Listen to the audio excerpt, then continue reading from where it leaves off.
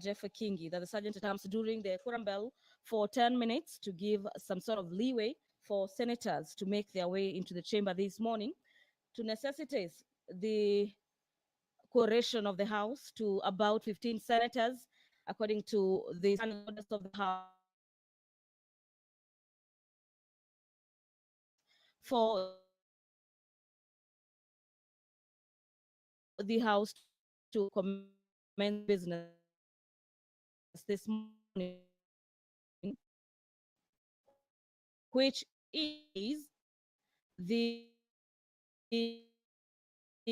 hearing and determining evidence and documents that are available before the Senate for consideration. The National Assembly has forwarded the following documents to support their case. The documents include the impeachment motion and witness affidavits, the exhibits of the impeachment motion, the public participation report, the House proceedings, the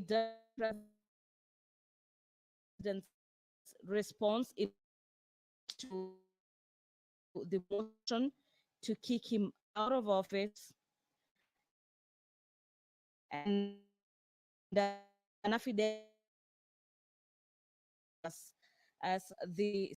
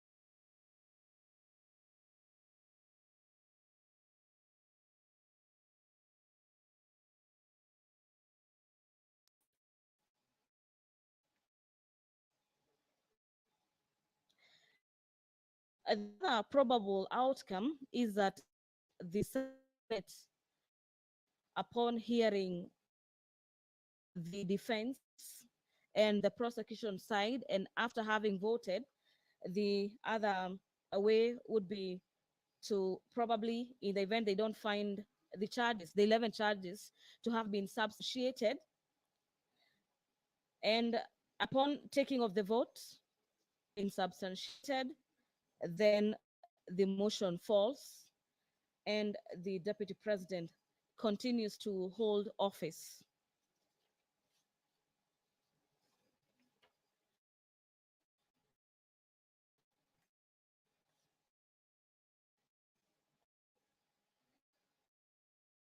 Well, the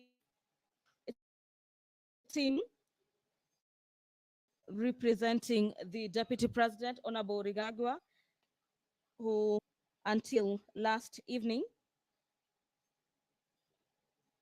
said the witness was only going to be the deputy president. The deputy president, the team is being led by senior counsel Paul Moite, being the lead counsel for the defense team.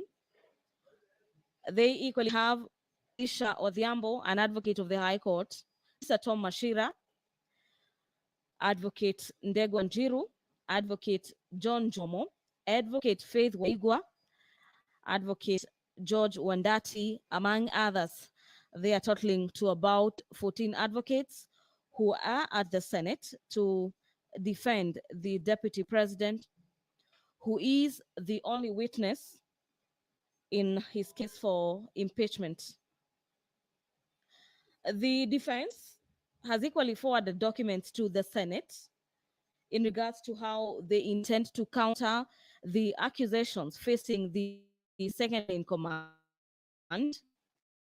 The accusation among them are the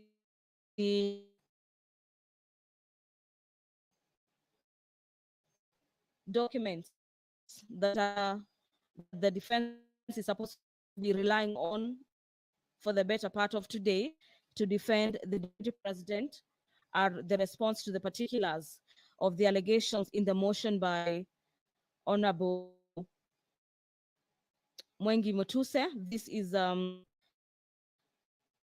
response to the charges leveled against the deputy president in the impeachment motion.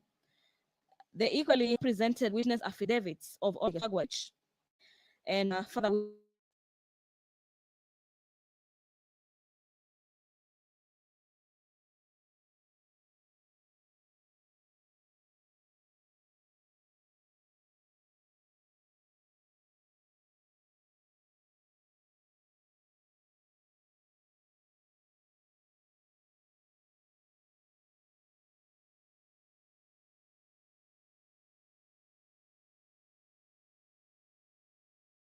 witnesses in further affidavits under volume 4 of the documents by the deputy president.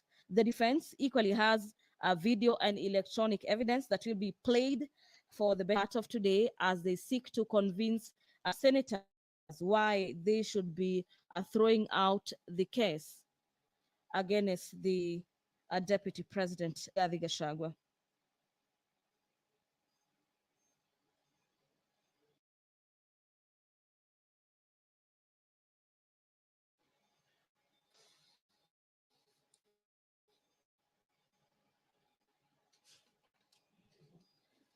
The deputy president of the Republic of Kenya. Kindly take your seats. Clerk, you may now call the first order. Order number 1, communication from the chair. Now, during yesterday's session, by the Council for the National Assembly, and I remember Senior Counsel Mwite, you sought for time to look at it and confirm indeed that the photocopy not introduce new material. Can we therefore now admit that document, Senior Counsel? We looked at it, Mheshimiwa Speaker, and we have no objection. Now it can be introduced. Thank you. Very well. May the same be admitted and be made available to all honorable senators. Next order.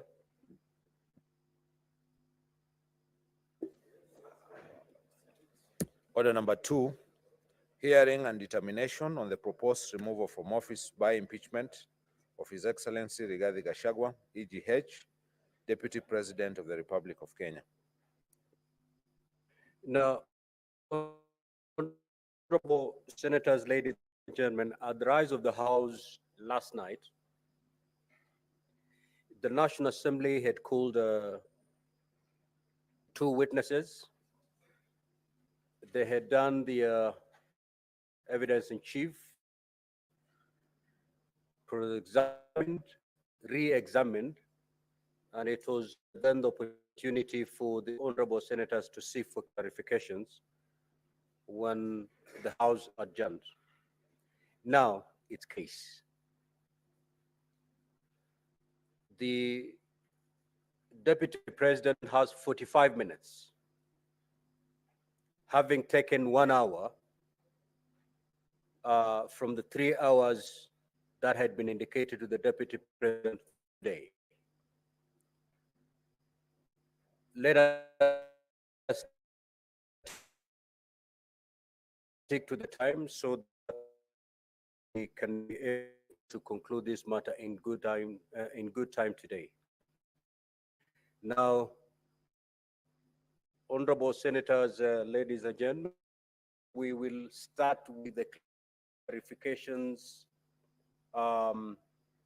sought from the witness of the National Assembly, Honorable Mutuse. Thereafter, we will move to the second witness, and conclude, and then we can now allow the National Assembly to call their third witness. You'll be noting the questions and the clarification sought from the honorable senators. The honorable Senator for Nandi. Thank you, Mr. Speaker. Just clarification, but since we had started yesterday with the word of the Lord, I want to leave to my brother Ekomas Mute Mutuse through you. In Proverbs 12, verses 22, the Lord detests lying lips, but he delights in those who is telling the truth. So, Mheshimiwa Mutue Komas, I leave you with that. My quick clarification, Chair, with your indulgence. One, the time you are giving us that the wealth of the Deputy President was 5.2 billion Kenyan shillings that you edge has been acquired for the last 2 years. Did you access the wealth declaration from number one? Number two, under the NCIC Act and in Mudama's case that the court, is shareholding part of the definition of the word incitement? Number three, in the matter of Kilifi Malindi, do you have any evidence to prove whether it is a private or a public road? And if it is either private or public, can you table the evidence or before the House? Number four, clarification on the issue of Justice Esther Maina. Are you telling us that does he not have a right as a citizen of Kenya not to bring any complaint against any officer, including judicial officers? Finally, on the update in quickly, on 1st October 10, 2024, Cabinet Secretary Mutua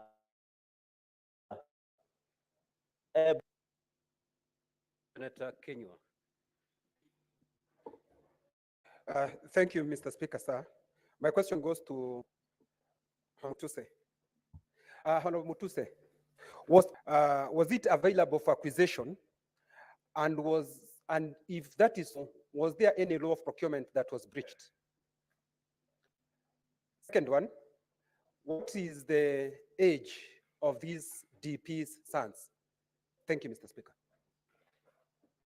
Senator Fatuma Dodo. Thank you, Mr. Speaker. My question first goes to the council on the side of the Deputy President.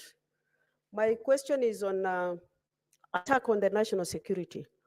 And knowing that national intelligence, Mr. Speaker, is a critical organ of a government. And the attack by the Deputy President is a very serious one. And I've seen the video being played that what the current president said when he was the Deputy President is equal. And I heard also Deputy President saying, I have learned from my boss. Does that answer the question of gross misconduct on the part of attack on the security? Number two, the issue of disinheriting the widow. We've been told a lot of stories here, but I really want to know, because we are Africans, matters of widows are very critical. Have you thought of looking for the family of the late Gachagu'A, just to clarify so many questions that are lingering around that particular family? I thank you. Senator Beatrice Akenyi. If in the first round, honorable senators allow others also to get an opportunity to seek clarifications. Thank you, Mr. Speaker, sir. My clarification is to the DP's team. On a video that was played yesterday at a relocation point in Nairobi County, I wanted clarification from the DP's team on whether their client is aware that county governments are distinct governments? And if so, Honorable Speaker, did the DP consult with the county government of Nairobi over the challenges of relocation at Kayole? And two, Honorable Speaker, there was a video that was played, either one or two, involving a speech at either rally by His Excellency the President of the Republic of Kenya. My question is, what was the essence of that video? And is it to show that two wrongs would make one right? Thank you. Senator Lelegwe. Thank you, Mr. Speaker. My clarification is to the witness of the National Assembly. Yesterday, during the cross-examination, the advocate of the Deputy President, you asserted that you have identified several companies which you have no issues and to which you do not attribute any misconduct in their dealings. Given this context, could you inform the necessity for including these companies in the present impeachment motion? Thank you. Senator Eddy.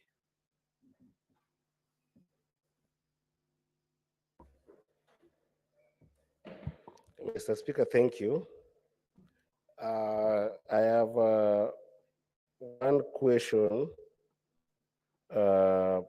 for the witness in chief and one clarity question from the counsel for the deputy president and particularly Council Tom Masharia. So I'll start with the Honorable Mutuse. Honorable Mutuse, may you help this House understand whether all the companies that you indicated are for the sons and the spouse of the deputy president, and whether you established how old they are and estimated the net worth of those companies. Did you manage to estimate the net worth of those companies, and how did you do that? To the senior counsel, the counsel Tom Masharia, in the exploration of ground number 4, you led this house to look at the particulars of the coalition document, the coalition agreement. May you help us understand how we should interpret Article 91 of the Constitution and Article 232 of the Constitution with regards to your response on government being a company equal to having shares and not the country. Thank you, Mr. Speaker. Senator Sek.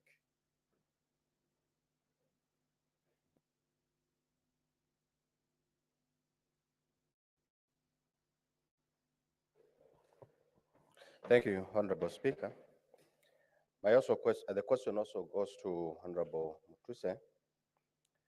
Wanted to make a clarification on the issue of Peterson Jomo, the affidavit on the Olive Garden Hotel, on the appointment of Julian Jahenda as the secretary or agent, and the letter to the Public Service Commission through the clerk of the National Assembly by volume 8A, page 1, gives a different person by the name Maka Juliana Jahenda. Why do we have different names here? You need to clarify because it has a different person altogether. Two different people altogether.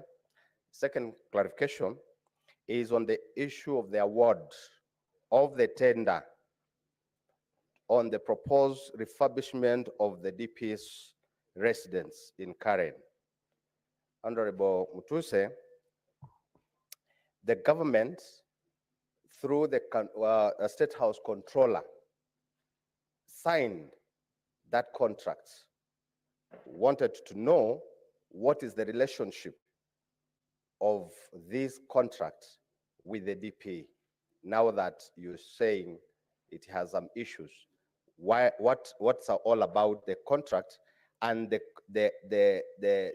company that did that refurbishment? We need to know what is the relationship and what is the malpractice that has.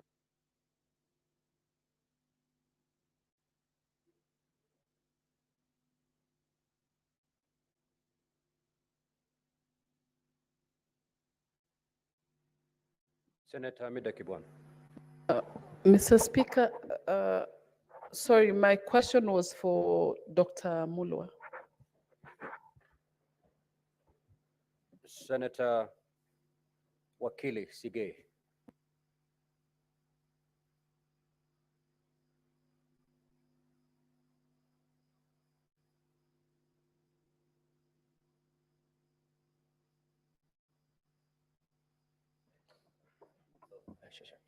Thank you, Mr. Speaker.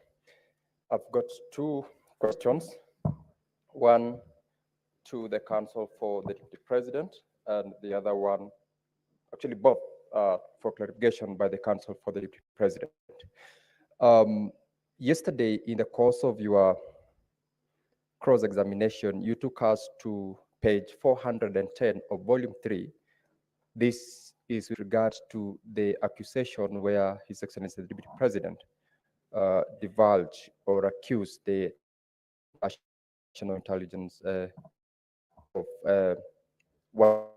now, my clarification from you, which I desire, is at that page 410, the evidence which you sought to juxtapose what the president did and what the deputy president was accused of having done is with regards to one being in office and another one alleging that he's not been able to attend sessions where that complaint came from.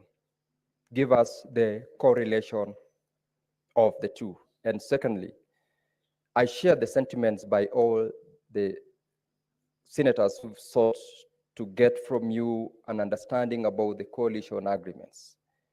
You attempted to explain yesterday the relationship between company shares and coalition agreement shares.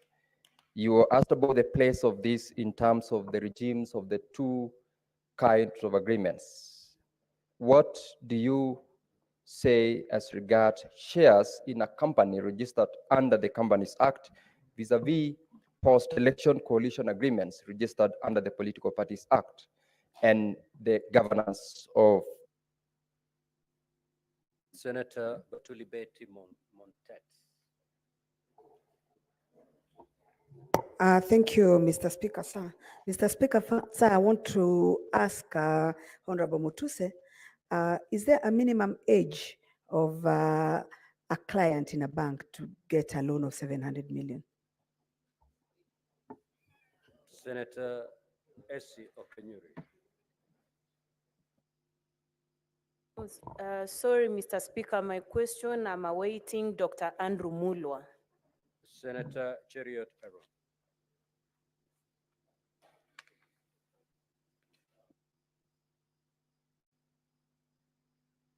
Mike, two quick questions to you, Mutusa. Is there any crime that a Kenyan will have committed if they have 20, 30, or even 40 companies? Because I see you have listed 22 companies here. Is there any crime by just owning these companies you feel that the person you accuse has committed? Second, on this issue of Vipingo Beach, surely, Honorable Mutuse, what is the crime of the stand of the Deputy President being listed as directors? Because I have tried combing through your motion to establish what you consider to be either an illegality or a crime on their part by simply being listed as directors. Lastly, Mr. Speaker, is to the Council for the DP. Masharia.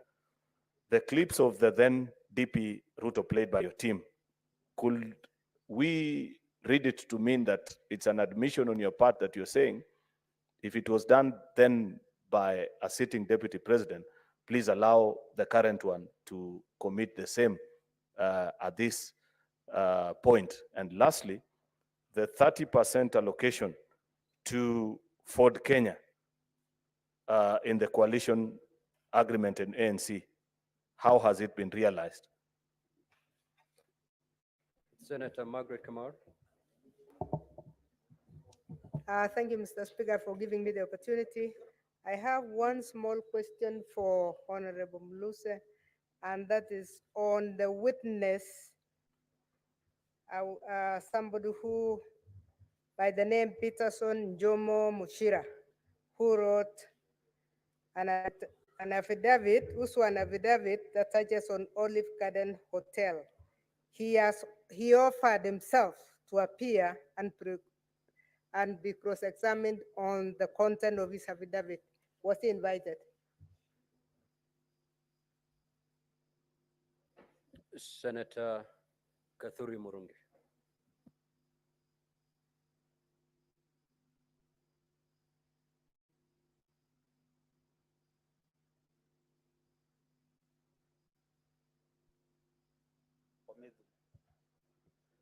Thank you, Honorable Speaker.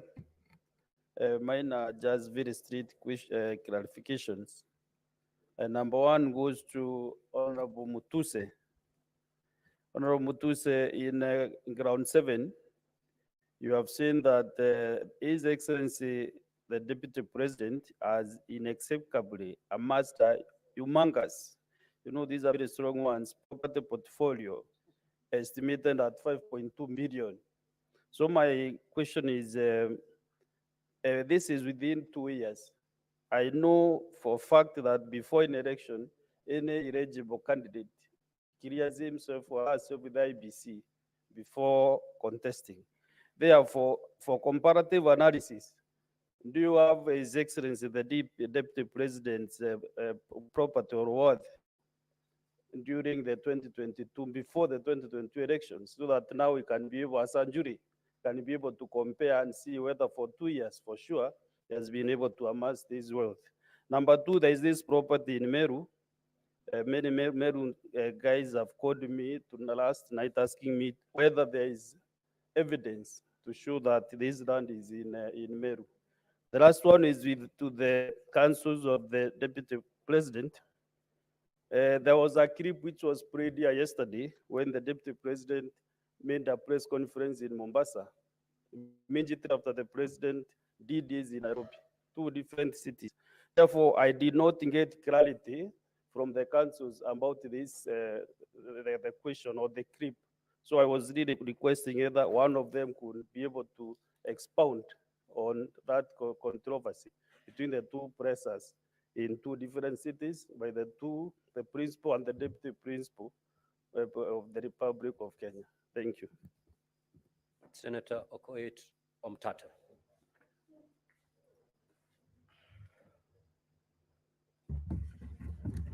Thank you, Honorable Speaker. I have a question for the Honorable Mutuse. To whom does this motion belong? Because in most of your answers, you keep on saying we. I think, Honorable Senator Omtata, that question was asked by the Honorable Enoch Wambua, Senator, and Okay. it was responded to. So just ask for a different clarification. Okay, and other than that, I wanted to ask whether Honorable Mutuse knows the difference between an impeachment motion and a censure motion. And if he does, where does he place his motion? Is it a censure motion or is it an impeachment motion? And what are the thresholds for each of those 2 motions, if he understands the difference? Thank you. Senator Chute.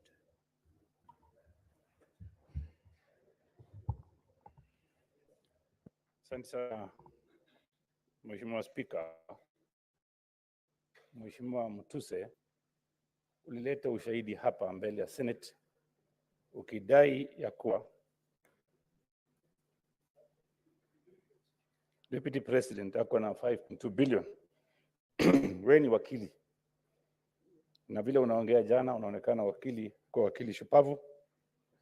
Ulileta ushahidi gani hapa ya kuonyesha valuation ya hii property ya hiyo katika documents yako kuonyesha imefika 5.2 billion?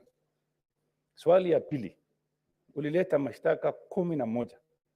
Vile unasimama huko leo, unaona aibu kidogo kwamba ulilete porojo mingi na mambo mingi kama ukiwa wakili hujafikiria vizuri. Sababu watu wa Marsabit wananiuliza, hiyo mtu kweli ni wakili ama ni mtu amekombolewa kutoka huko? Hebu jibu hiyo swali tafadhali. Senator Beth Siango. Now, honorable senators, we are going to conduct ourselves in decorum. We are not in any way going to demean the witnesses. Ask your question, but stick to the rules of this House. Senator Beth Siango. Thank you, Mr. Speaker, for giving me this chance. I have two questions. One for Honorable Mutuse. In your presentation, I heard that you touched on the inheritance and property of the late Nderitu Gachagu'A. Have you reached out to the widow and the children of the late Gachagu'A to also give you facts? The next question is to the Council for the DP. Yesterday, you played a clip of the president speaking in Muranga. What was the purpose of playing that clip? And how does it relate to the saying popularly now used by Kenyans, kufa dereva, kufa makanga? Thank you. Senator Chimera. Thank you, Mr. Speaker. My question goes to the Council for the DP.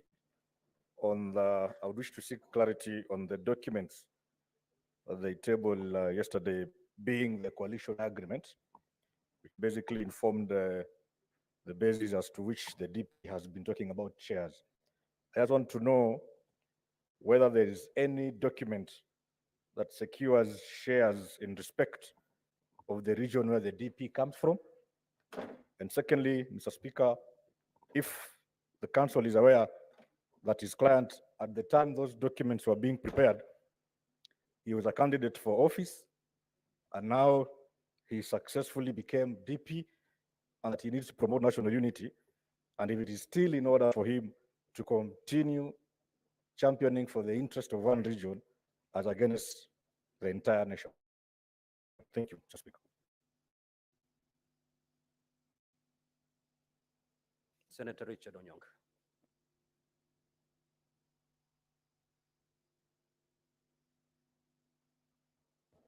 Thank you, Mr. Speaker.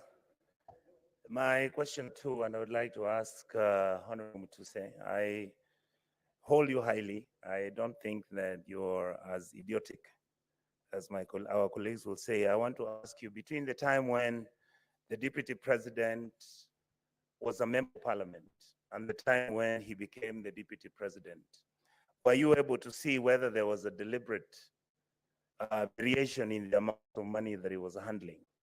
Did you see whether the money that he was handling as a member of Parliament, for example, changed then to the money that you brought in, where you're saying that there is some money laundering taking place?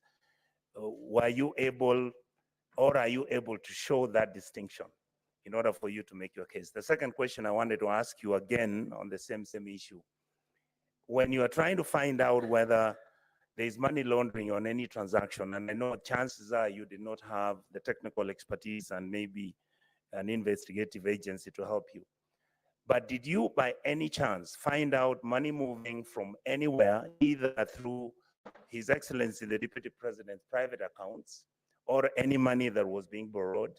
Because I know that one property you've mentioned that it was a loan, but all these other properties that you allege that the Deputy President had purchased, did you link that from money coming from some place or money coming from some illicit, like you say? Because I don't see that evidence on the table. And finally, I want to ask you again, Mr. Speaker, that if you look at the issue of the will of Mr. Gachagu'A, that is the former governor, did you by any chance get a way to ask either through the wife, the children, whether there was a meeting that took place where they were involved or whether they were unhappy or happy with the transactions which were taking place? Because there isn't any evidence whatsoever of, for example, the wife complaining or the children complaining. Did you get anything like that which is substantive? Thank you, Mr. Speaker. Senator Mutinda Tabe.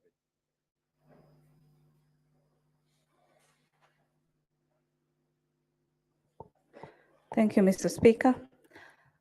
My two questions goes to you, Honorable Mutuse. First, in regards to this company by the name Crystal Kenya Limited, Ground 7, date of incorporation is 2009. And the CR12 that you have submitted to this house is for this year. Would you tell this house who was the initial director of this company? If it was so, was there any change of directorship of this company? Secondly, the one on trial is the deputy president of this country and not his two sons. You have linked Crystal to be a proxy for the deputy president through his two sons. Would you tell this house if you have any evidence that shows that money was wired from Crystal Limited to the account or to any company linked to the deputy president? Senator Shakil Abdallah.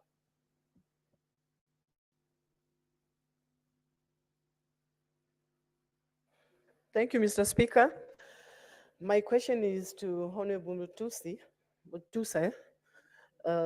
If Judge Maina had filed any complaints regarding the being harassed by the deputy president.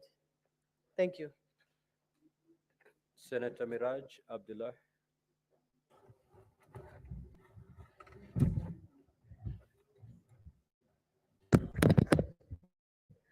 Thank you, Mr. Speaker.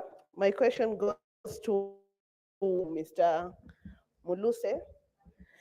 Mutuse, sorry.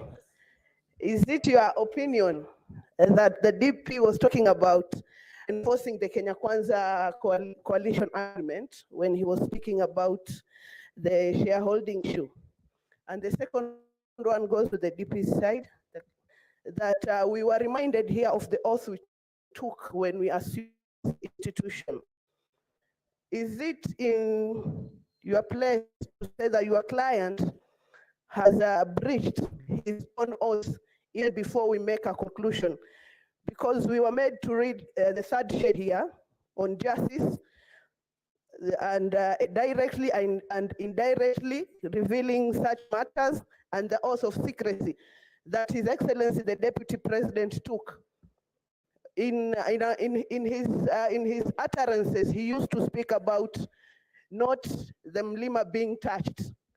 So in the essence of nationality, don't you think that your client, the DP, or you clarify for us that he has already breached his own oath even before we make a decision as the jury of this house?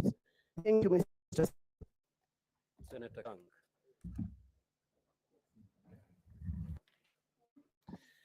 Thank you, Honorable Speaker. My first question is to Mutuse and a comment. Honorable Speaker, I want to find out from Mheshimiwa, out of the 22 companies that you've alleged associated with the Deputy President, how many are really of interest to this particular impeachment? Yesterday, you talked about the one in Rea Vivingo. and we saw the 10,000 of shares, the total shares are owned by the estate of the late Governor Gachagu'A. Then a comment, Honorable Speaker, is the clips that were played yesterday on shareholding. I think I want to ask the legal counsel for the deputy president. It looks like we didn't stop campaigns after election. It looked like we continued to hit campaigns because we expected the president immediately after campaigns, we stop about this thing of shareholding because Senator Maanzo.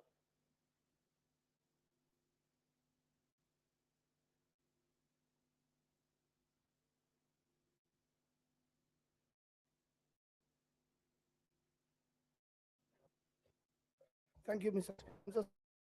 Speaker. This will go to Governor Orengo, but he said the clients, the National Assembly instructions.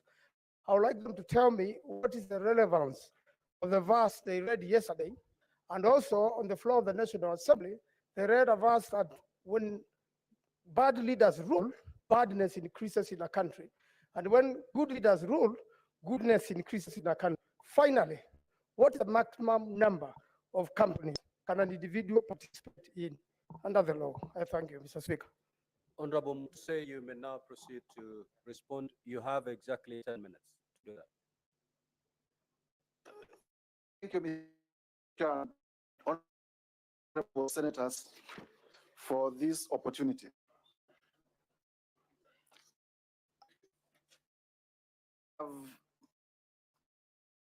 The questions that have come across and with the intelligence allow me to from there. Senator Cheriot, Senator from Marakwet, and several senators have asked why I listed 21 companies and why I said I don't have an interest in some of them. Number one, I think it is important for us to understand the context within which we are operating. I am not an investigator. And the law under Article 94, Article 95 does not make a member of Parliament, the National Assembly or Senate, an investigator. What I'm required to do is to establish a prima facie case, to establish that what is happening is outside the requirements of the law.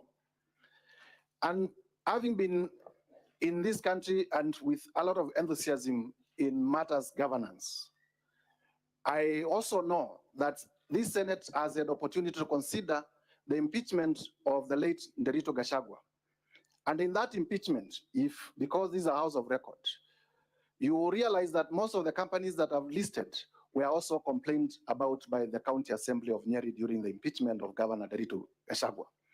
And the complaint was specifically that there was a brother to the late governor, and the brother is one Rigathi Gachagu'A, who was doing all the business in Nyeri County. And from that basis, therefore, I needed to expound to find out what these companies that had been complained about during that impeachment, what these companies that had been complained about in the Esther Minor decision in terms of money laundering had to do with the deputy president and the things that I'm alleging against him. And it is on that basis that I listed these companies. I want to invite members of this Senate to also know that in doing this, it is not just about the direct evidence. It is also about the circumstantial evidence. It's also about the circumstances that led to where we are. That there are companies that were complained about doing business in Nyeri County. It came to this Senate. That the same companies were complained about doing money laundering, and a decision of the High Court by Justice Maina has been tabled before you. And today, we are complaining that the same companies are helping to do corruption and money laundering. And that's the reason why we bring those companies. Please notice that in an impeachment, because I've been asked about threshold, and I know you know about it, my work here is not to prove criminal liability. It is not to prove beyond reasonable doubt. My work here is not to prove civil liability, but to show political responsibility. And I have been able to do that. In terms of Vipingo Ridge, the question I want to invite honorable senators, and I request that you listen to me.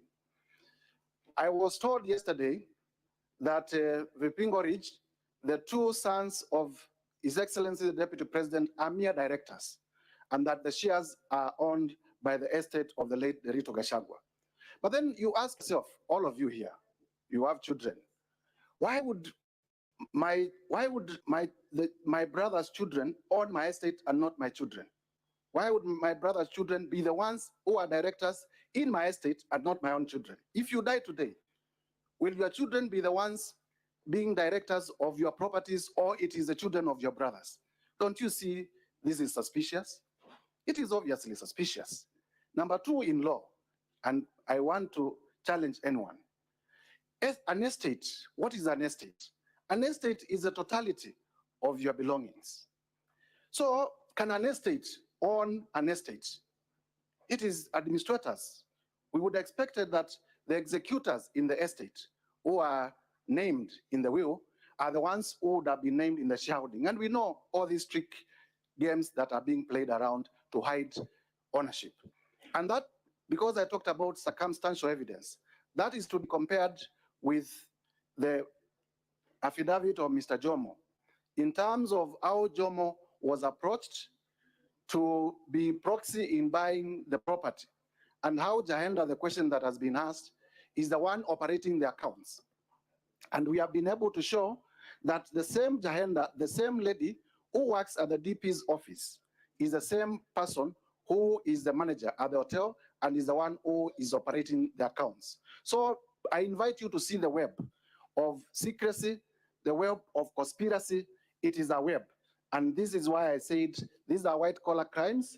They are done by intelligent people. Sometimes it becomes very difficult to get direct evidence, but in the totality of the circumstances, it points to money laundering and corruption. Let me now go to Senator for Nandi, my good friend, Senator Cherangei. Thank you very much for the Bible verse. I'll keep on reading it, and every time I read it, I'll remember you. 5.2 billion wealth. Did I ask for the wealth declaration? I have said here, I was not in an investigation journey. I was doing my role under the law to establish a prima facie case. And the last I know, in terms of public declaration, because this has also been asked, the Deputy President, during the presidential debate, as a candidate for election, did declare that he was worth 800 million shillings. I have listed companies, I have listed suspicious transactions that lead me to the conclusion that he is now worth 5.2 billion shillings. The law on unexplained assets, because this is important. The law on unexplained assets is such that you are asked, you own this, please tell us how you acquired it. Because as far as we know, your legitimate income cannot support this. That is what I have done. I have listed properties that I have laid evidence that they are either directly or indirectly owned by the Deputy President. It is upon him, and this law is established. It is upon him to tell us where he got money to buy those properties, because in as far as we know, his legitimate sources of income do not support that income. Senator Kinyua, thank you for the question. Treetop Hotel is owned by KWS and therefore is a public institution. The expectation at law is that it should be, if it was to be leased, that needed to follow the Public Procurement and Disposal Act, and therefore would have expected an advertisement, a competitive process to leading to its acquisition and leasing to a private person. There is no evidence that that was done, and that's why I allege and I approved that the Deputy President used his office to influence the acquiring of Treetops Hotel, abuse of office. Whether we have had the opportunity to discuss with the children and the widows of the late Nerito Gachagu'A. Please allow me not to comment on that because there are requests also, as I said yesterday, that we keep certain matters that come to our knowledge during this process in secrecy. Senator for Samburu, the necessity of including the companies, I have said. The children of the children of Rigathi Gachagu'A, they are in, I think one is in his early 30s, the other one is in his late 20s. Whether there is an age limit for somebody to obtain a loan of 700 million, no, there isn't an age limit, but the guess, yours and mine, how many children of that age in the Republic of Kenya would have security enough to secure a loan of 600 million? Because to secure a loan of 600 million, the bankers tell us that you have to place property probably that is 10 times more in value than that. When did they acquire that property? Number two, it is not our evidence, and this is important for me to clarify, that Abadea's Safari Lodges was acquired through a loan. It is an explanation that we have discounted. He said that they obtained a loan of 600 million, but the only document that was produced is an offer letter for the loan. There is no evidence to show that the loan was granted. There is no evidence to show any charge on that loan. And therefore, it is our contention that that explanation is not conclusive. That explanation cannot suffice. And therefore, it goes back to the Deputy President to tell us where he got the 535 million, where he got the 143 million to buy those properties, because the loan is not substantiated. Senator, in terms of Olive Gardens, we have been able to show Julian Jahenda, the one managing the hotel and the one working in the DP's office, is one and the same person. Jomo,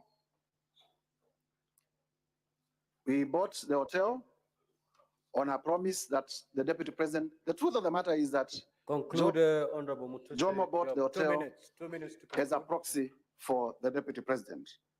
What problem do we have with refurbishment at the office of the Deputy President? We do not have a problem with the tender, we have a problem with the priorities. Kenyans today, and the Deputy President is talking about it, are crying about services.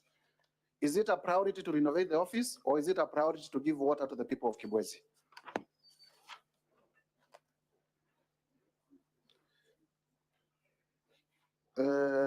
Vipingo Beach, I have explained whether you would bequeath your wealth to your children or to the children of your brother.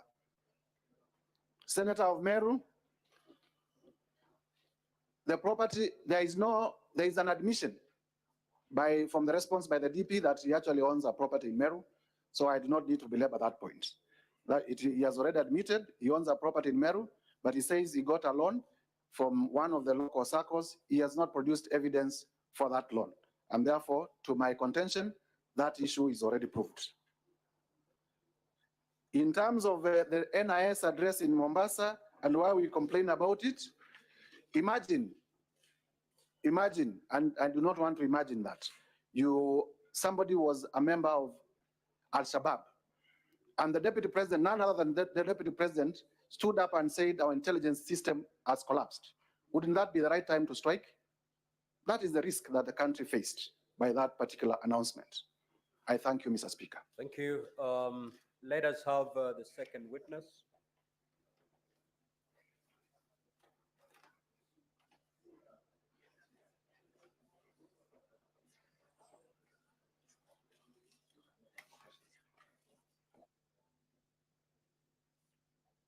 As the counsel for the DP responds or clarifies on the issues raised towards them, may we have the second witness available for purposes of clarifications. Counsel, you may proceed. Thank you very much, Honorable Speaker. Let me begin with the tortured question of the estate of the late Nerito Gachagu'A. It is, I think, a shame that will stick on Honorable Mutuse for the rest of his years on earth. Counsel for the Deputy President. Yes.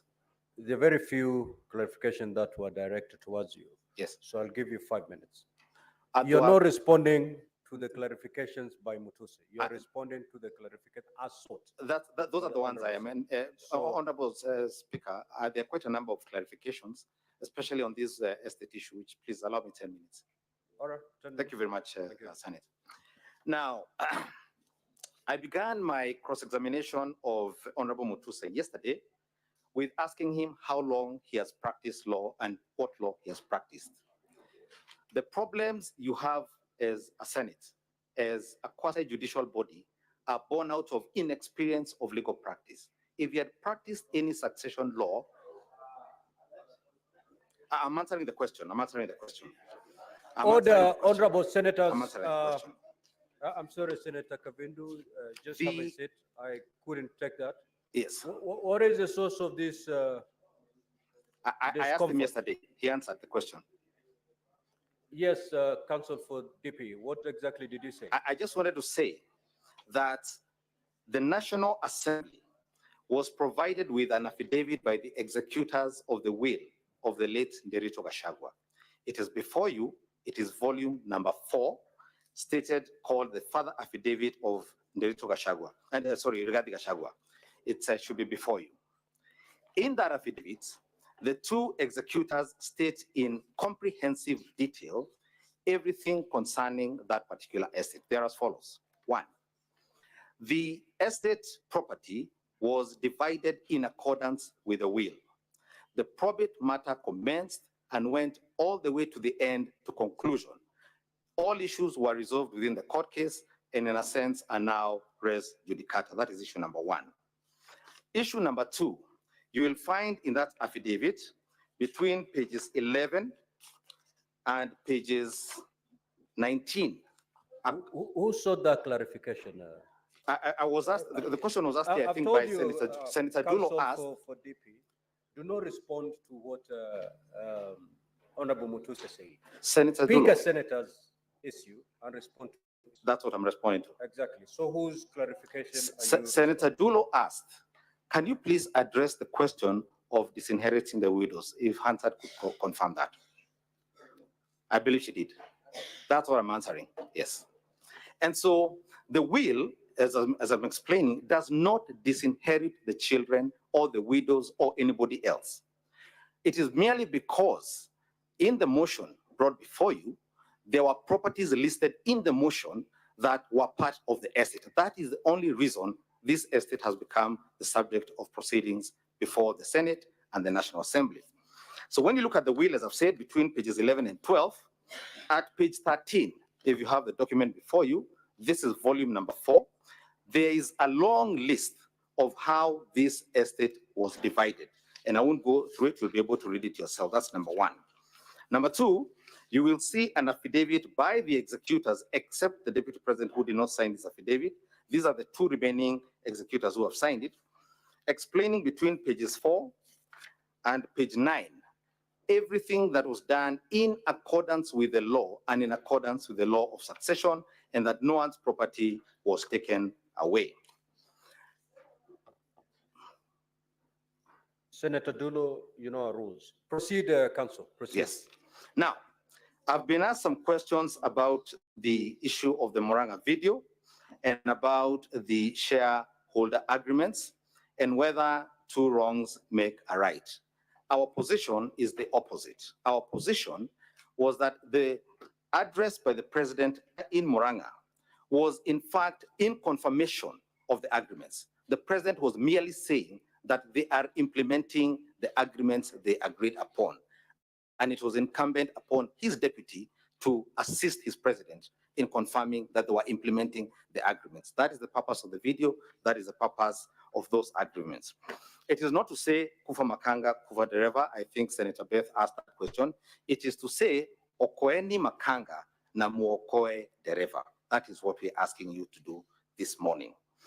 Senator, I believe Eddie, Senator Eddie Owiti, my good friend, has asked about the interrelation between Articles 91 and Article 232 and how those interact with the agreements. If I would call your attention, honorable senators, to the contracts themselves again, I don't know whether you have them. The contracts are in volume 3, and I'm referring you to page 429. At page 429, this is what the agreement said, and I'm reading, this is the primary agreement that was signed between UDA and between Fort Kenya and ANC. This is what it said. Further terms, parameters, and details of the sharing of positions of responsibility in the national government pursuant to this article shall be contained in a separate schedule to this agreement, which schedule shall be negotiated and executed before the date of the general election scheduled on 9th August. So there were subsequent agreements executed on how these shares were to be divided and to be implemented. That is issue number 1. But issue number 2, the parties gave themselves some room, and you'll see this at page 430. This is Article 22, Subarticle G. Notwithstanding the content of this article, the founding member parties hereby commit to make any adjustments that may be necessary to accommodate the development priorities of other parts of the country to ensure equitable distribution of Kenya's national resources and wealth for the benefit of every citizen and every part of Kenya. When the Deputy President takes a stand, we will be demonstrating to you with videos where both he and his boss, the President, went out of their way to say that the voting did not matter to how they were going to implement the development agenda. I think I was asked whether there are any contracts or agreements that were signed on behalf of Mount Kenya. I did not see any. We don't have any thus far. There were several parties from Mount Kenya, but they did not negotiate anything. Then an important question. The Deputy President did not say the government is a company. When you read the statements, he was making an example. It's like a company. It was a tool to explain a document. That's all he was doing. I'm pressed for time here. Yes, Senator Chariot asked a question about two wrongs making a right, and whether the current DP is conceding that because he did what the former DP did, that then he's guilty. Again, far from the truth. We are asserting, when you read the documents, the documents at page 412, this is the article where the president spoke, the former deputy president spoke in Moyale. This is what he said. The deputy president reiterated that he used to ask tough questions when attending the National Security Council meeting about schemes of murder. It is something that has troubled me a lot, and that is why we have put it to the Kenya Kwanza Manifesto that extrajudicial killing must come to an end.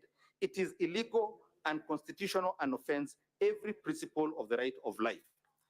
In law, there is no secrecy where crimes are committed or there is violation of the Constitution. The Deputy President was merely following the mentorship of the man who occupied the office before him, and was not releasing any secrets that did not concern illegalities or unconstitutionality. So that deals with the question of oath of secrecy. I think that was asked. And because of shortage of time, I'll allow my learned colleague, Mr. Elisha Gachagu'A, to come and answer a few questions. Thank you very much, honorable senators, for your time and your attention. How many minutes, clerk? Mr. Speaker, 3 minutes will be enough for me. No, we need to know how much time you have. You have 2 minutes. Thank you, Mr. Speaker. Ongoya for the Deputy President. Proceed, Council. Thank you. Council. To the question whether the Deputy President is aware that county governments are distinct, our answer is simple. Governments at national and county levels are distinct and interdependent. So the constitutional architecture is not to create pigeonholes, is to create cooperative and interdependent governments. And just to bolster that argument, you will notice that the allegation against the Deputy President on Nairobi River relocation is not that he destabilized Nairobi County government, is that he refused to support implementation of a resolution of cabinet, a national government institution. Meaning even at that level, that was the understanding that this was an intergovernmental approach to clean up Nairobi River. On the question of Julian Jahenda, allow me to say this. The person who has brought Julian Jahenda in these proceedings is a deponent of an affidavit. Allow us to hold him to account on that affidavit when he comes to testify himself, because we have questions for him around this witness too. Then finally, on the question of Treetops Hotel, let this be very clear distinction. Treetops Hotel was not acquired by the company in question from KWS. Treetops Hotel was an assignment of lease. When the Kenya government gives you a lease, say 99 years, you can sell that lease. So it was an assignment of lease that was already assigned by KWS to a third party.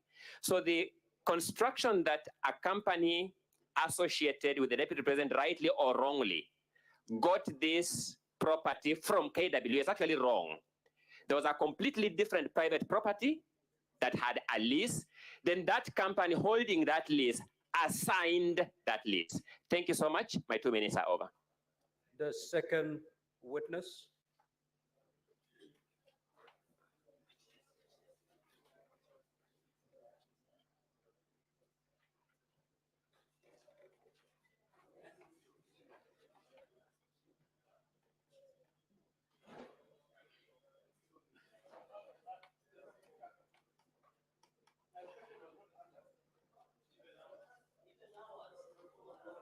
Order, honorable senators. Senator Olekina, proceed.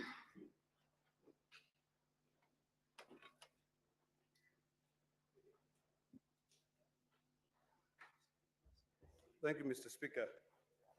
Mr. Speaker, my question to Mr. Mulwa.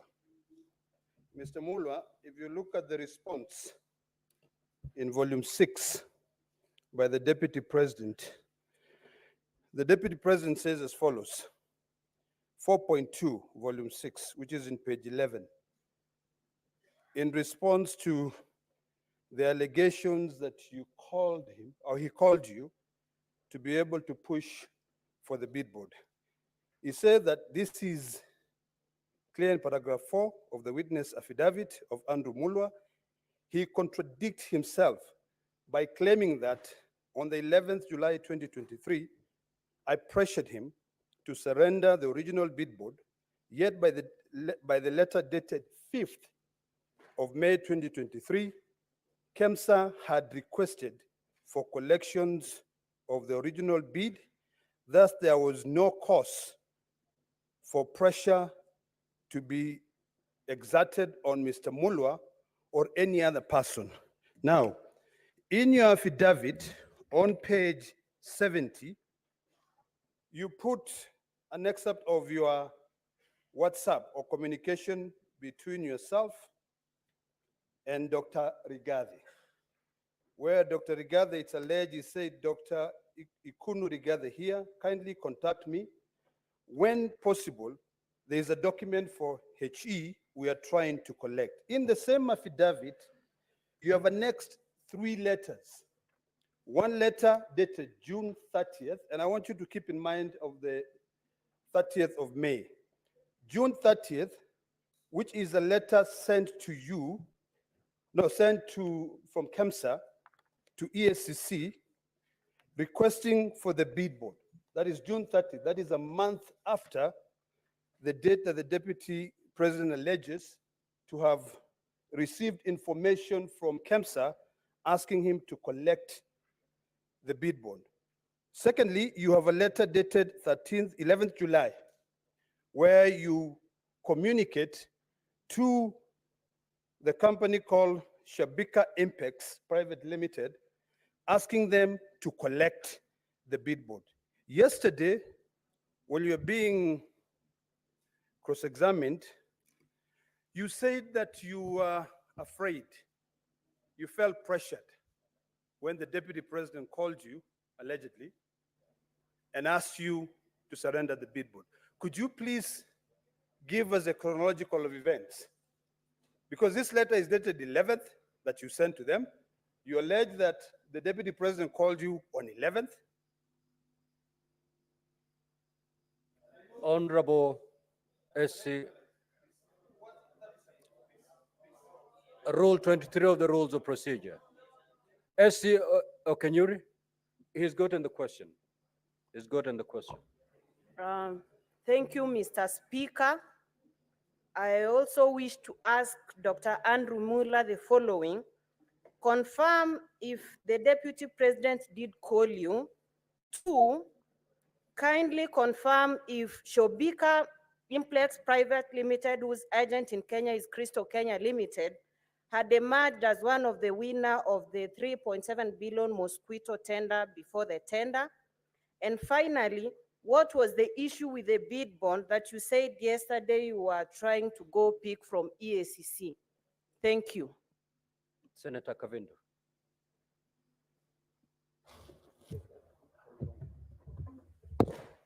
Thank you, Chair.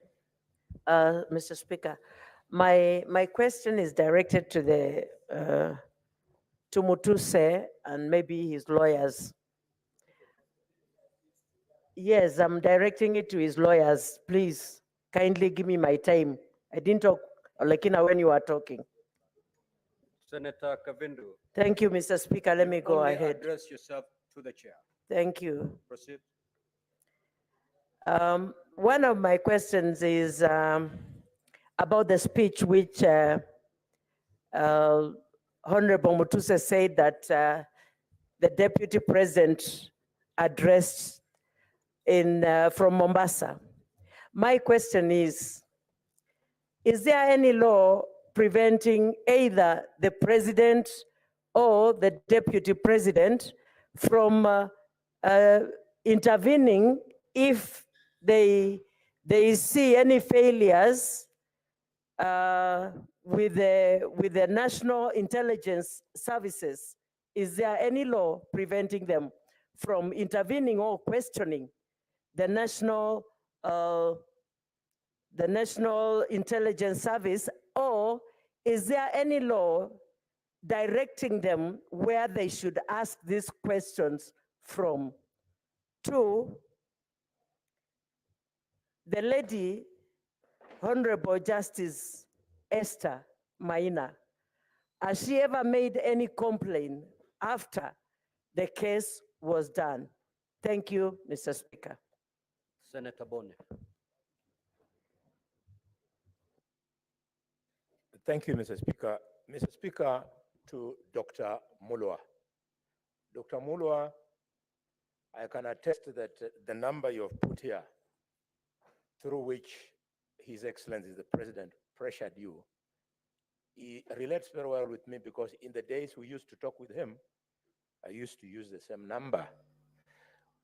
Your evidence is so critical that we would like you to walk us through that conversation between the Deputy President and yourself, during which time he was putting pressure on you.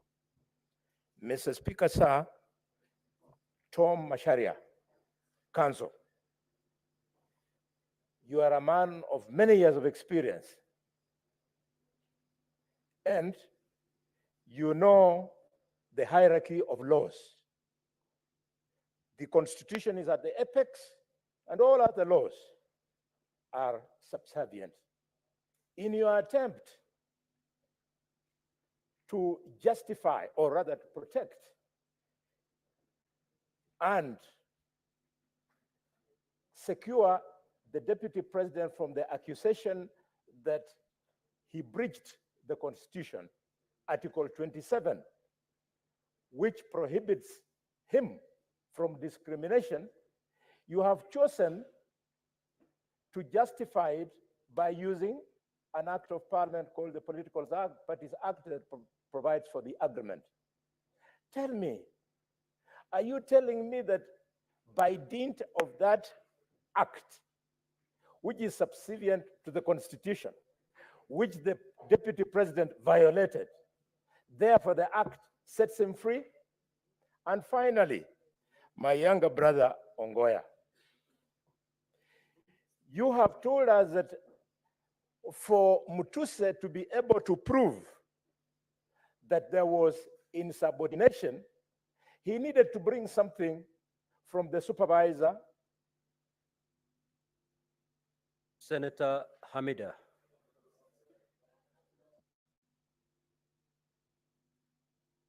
Thank you, Mr. Speaker. I remember I am the one who raised this motion, this statement on the mosquito net for investigation. So I am so much aware of this investigation that went on. But Dr. Mulwa, apart from the financial loss that KEMSA incurred, did the alleged interference of the relationship, the alleged interference affect the relationship between the Global Fund and KEMSA? Because I remember because the tender was terminated, which was about 3.7 billion. Global Fund terminated the tender. So was there any a relationship lost between the two? Number two, did the PS Josephine Mburu and CEO Terry Ramadan lose their jobs due to this tender process, during the tendering process of the mosquito net tender? Number three, did you feel intimidated and coerced to act given the office of the DP? Thank you. Senator Wafula. Asante Mheshimiwa Spika.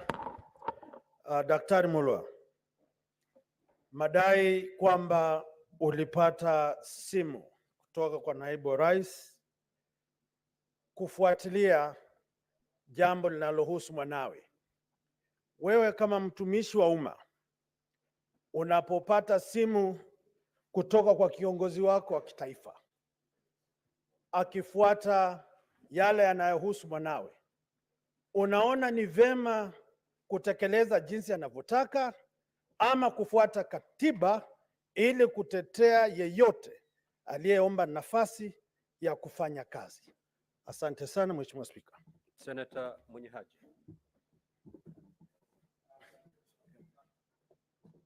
Pia mimi swali langu ni kwa Daktari Mulwa kwamba hii zabuni ulisema kuwa ilifutiliwa mbali.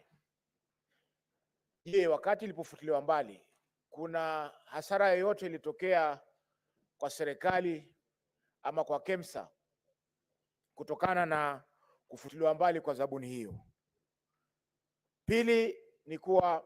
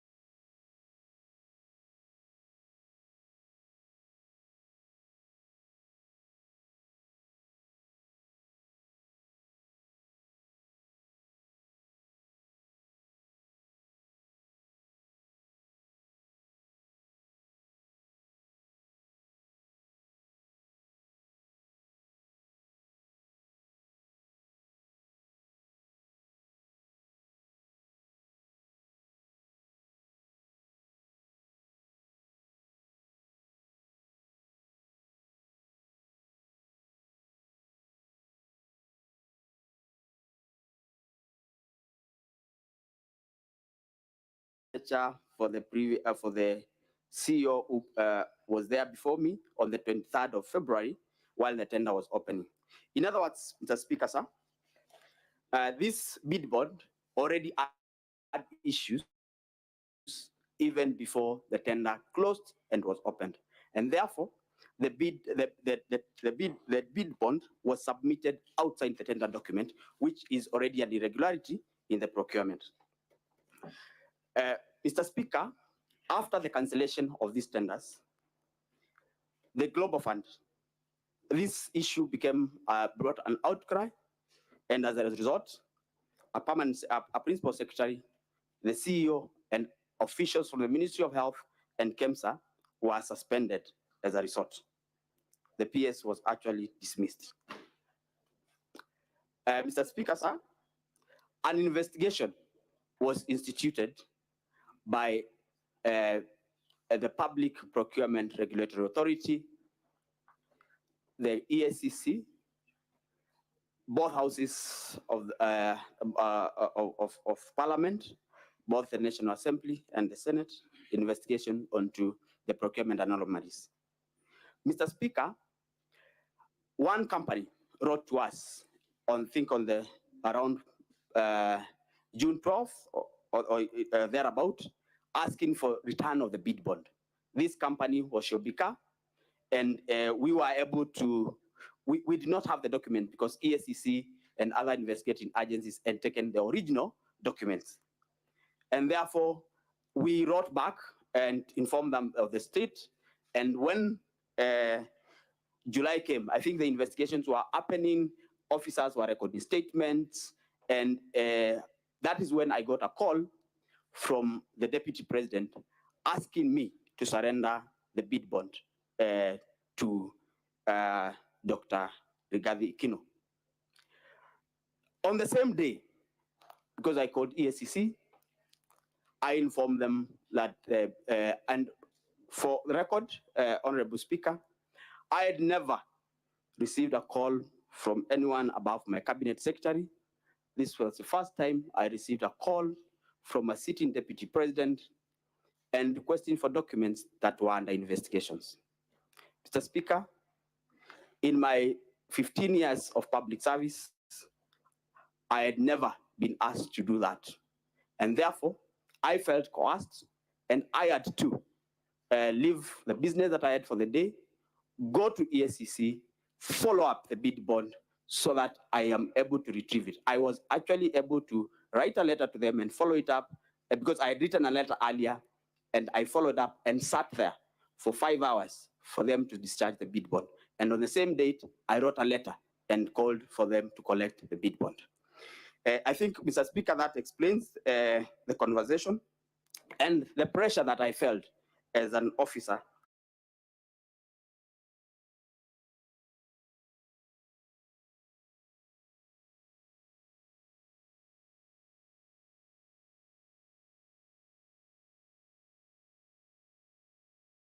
Serving in public service is Crystal Limited. Mr. Speaker, sir, I have walked the Senate through the conversation that I had with the question asked by Honorable Dr. Boni Alwale on what transpired and how I was able to get the bid bond. Yes, beyond the financial loss, Mr. Speaker, the nets that we were supposed to buy 14 million nets under KEMSA procurement. As a result of purchasing these nets through the Global Fund WAMBO system, we could only purchase 10.2 million nets. Global Fund could only supply 10.2 million nets. That means Kenyans lost 3 million also nets as a result. Secondly, there was a delay. We were supposed to implement the distribution of nets to the public from September 2023. That was not possible as a result of the delays. We were only able to start distribution of the nets from January this year. In effect, there was a loss in terms of money.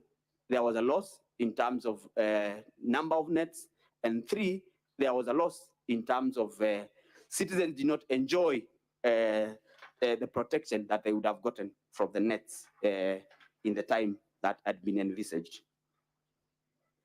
Indeed, I can confirm, and I've already mentioned, that PS Josephine was dismissed, and acting CEO and other officers were also suspended. About following the law, when I got the call, Honorable Speaker and Senators, I was able to, one, consult the investigating authorities, and through correspondence, I was able to get the documents as per the law. And therefore, I did not in any way go out of the law as a result. Is the return of bid bond? Mr. Speaker, I'm told my time is up. Can I wind up? The remaining queries. Thank you, sir. Mr. Speaker, whether return of bid bond is part of procurement, indeed, return of bid bond is not part of the procurement process per se, but after the procurement process, return of bid bond is a usual procedure because people are given commitments in banks, in insurances, and therefore returning bid bonds is a procedure. The extraordinary circumstance in this matter is one, the bid bond that had been submitted was not part of the tender document per se, and number 2, this was a matter that was under investigation. And therefore, for the Deputy President to push for the bid bond to be returned, it means that it was pushing for interference of an investigation that was already ongoing. I already gave account that I had to personally go to EACC to get the document. Mr. Speaker, I submit. Thank you. There's some clarifications that are sought from Council Macharia.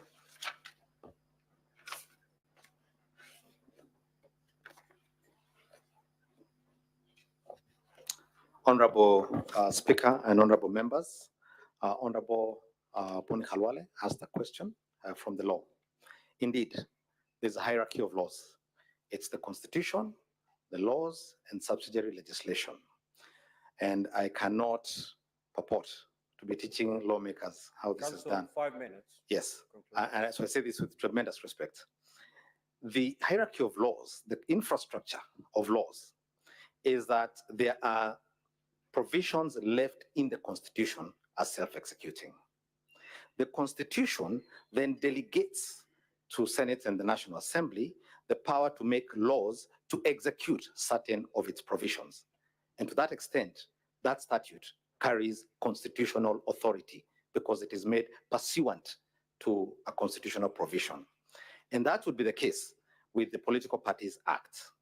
At Article 91 and Article 92, the Constitution prescribes what political parties and the regulation of political parties and coalitions must contain and must do. If a statute is unconstitutional, then the High Court, as it has done many times, then strikes down that statute as unconstitutional. The Political Parties Act, as currently framed, and the basis upon which these coalition agreements were drawn and registered in a government formed on the basis of those agreements, have not been found to be unconstitutional. So we're not saying that any wrong was done.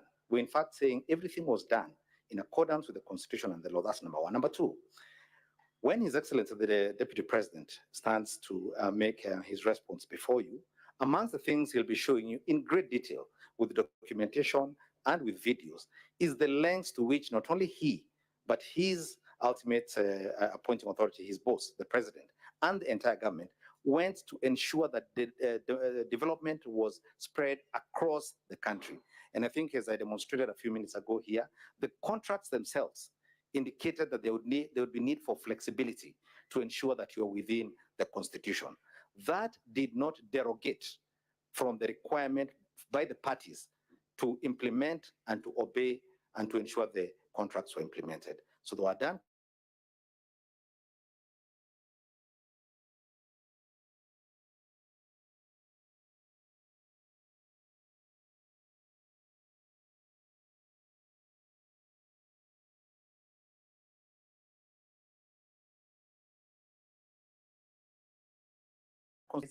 they talked about government. There is a clarification sought by Senator Kavindu. If you may proceed to clarify, then we close and move to the third witness. Thank you very much, Mr. Speaker.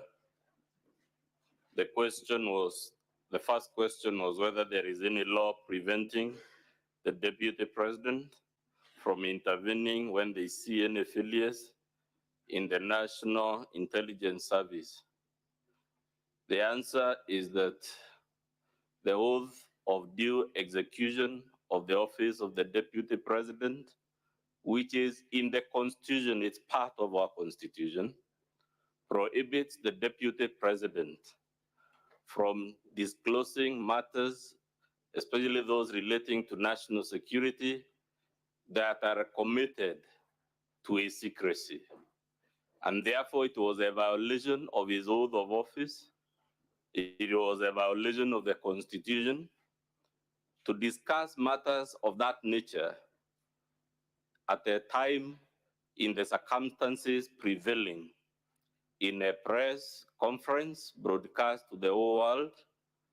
There is a constitutional forum to raise those issues. And indeed, the Deputy President, I want to believe very many other officers, even ordinary citizens can write to that National Security Council if they have genuine grievances about its operations or its personnel or its capabilities and performance.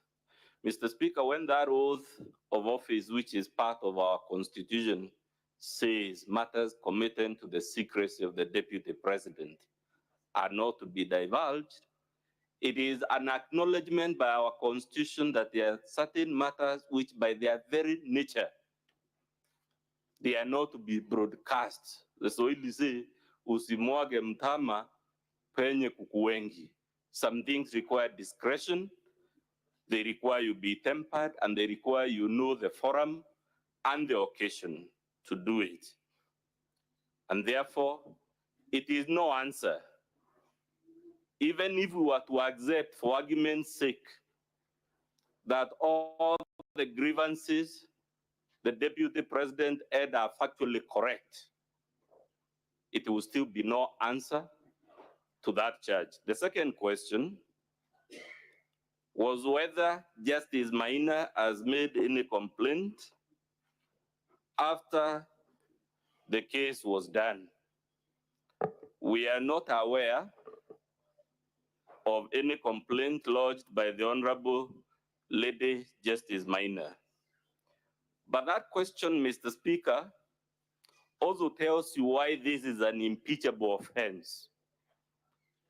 Those who know our constitutional theory say judges hold neither sword nor the purse.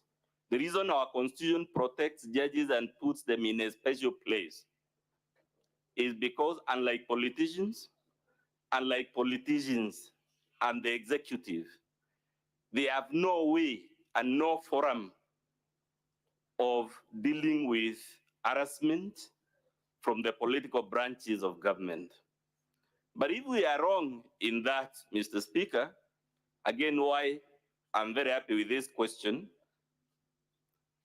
you imagine, let's accept for argument's sake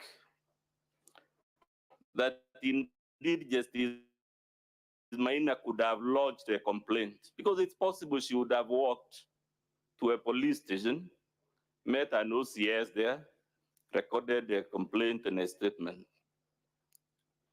Dr. Mulo has just been here as a junior officer. The practicalities of an OCS, a police constable, summoning the Deputy President of the Republic to respond to a complaint, the whole specter of handcuffing, taking fingerprints, processing the Deputy President to take him to the magistrate's court to answer to a criminal offense. would subject that office to so much indignity. And because the design of our constitution is that people holding certain offices, in fact, the constitutional text is that they should behave in a manner that brings honor and dignity to the office. It is to save the country the drama, the spectacle of a junior police officer, a junior prosecutor, harassing, arresting, prosecuting a deputy. And because we don't want to subject our democracy to this kind of showbiz, that is why this Senate is vested with the power of impeachment. And that is why our Supreme Court has said several times, as I pointed out yesterday, the test is not whether he is criminally liable or civilly liable, which is the business of the judiciary. I so submit, Mr. Speaker. Now, Counsel for the National Assembly, you may call your third witness.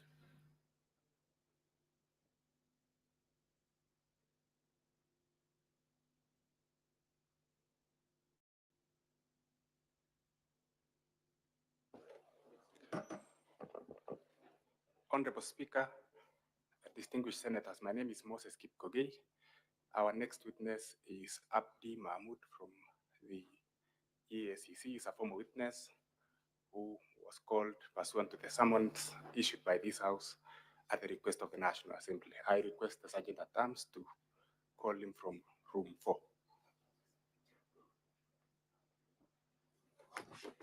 Sorry.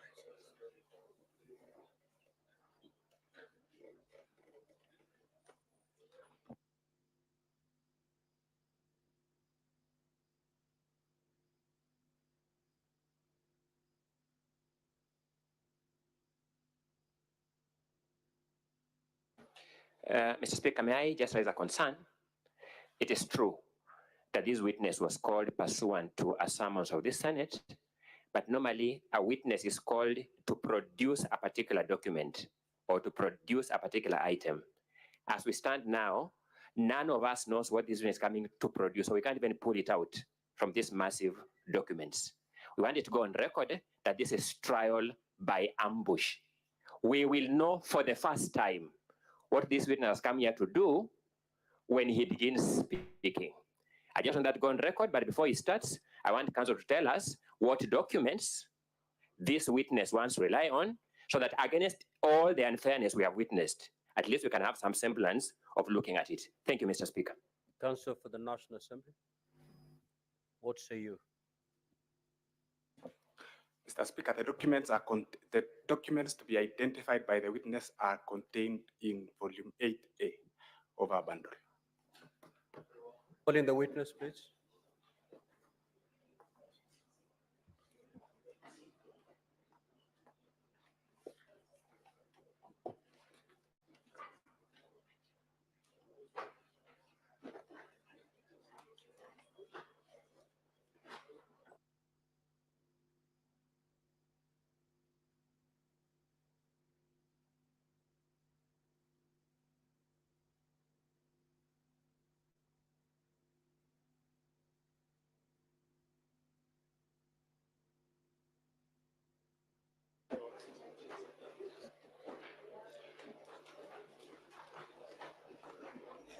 Does he stand here or he stands the other side? Just have the witness on this side.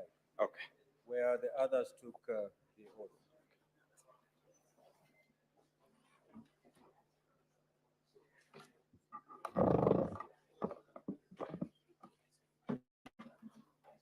Now, just to remind Counsel for the National Assembly, you have 20 minutes to conclude on your case, and the Counsel for the Deputy President, you still have your 45 minutes intact for purposes of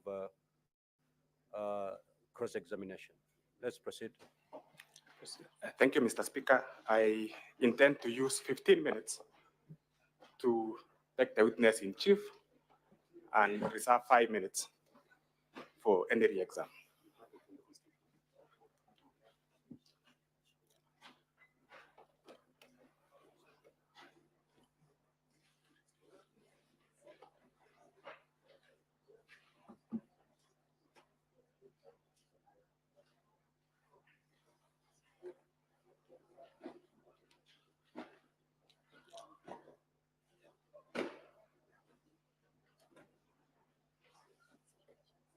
So before the witness takes an oath, counsel for the Deputy President, you do confirm now that you understand and you know the documents that the witness is going to produce as contained in volume 8A. And these are the documents, I believe, in respect to which I made a ruling yesterday, to have them admitted. We do, Mheshimiwa Speaker. Thank you so much, Senior Counsel. Yeah, Thank you. Thank you. So this is, we cannot, and as a chair, I cannot allow trial by ambush. Proceed. Thank you. I,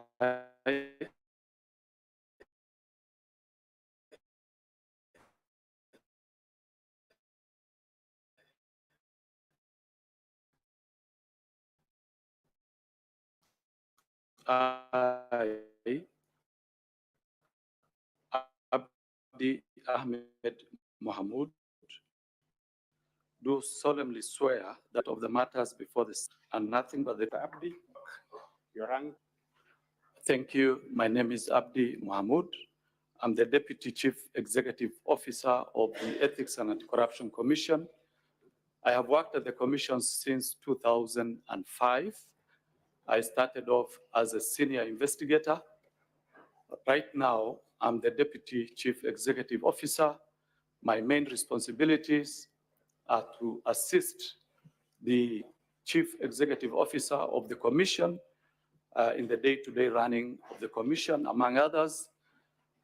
Another key role and responsibility that I hold at the Commission is that I chair the Commission Management Committee on Investigation Evaluation.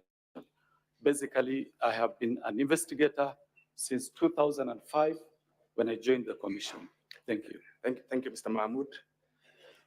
You are before the Senate this morning following summonses which were issued to your institution.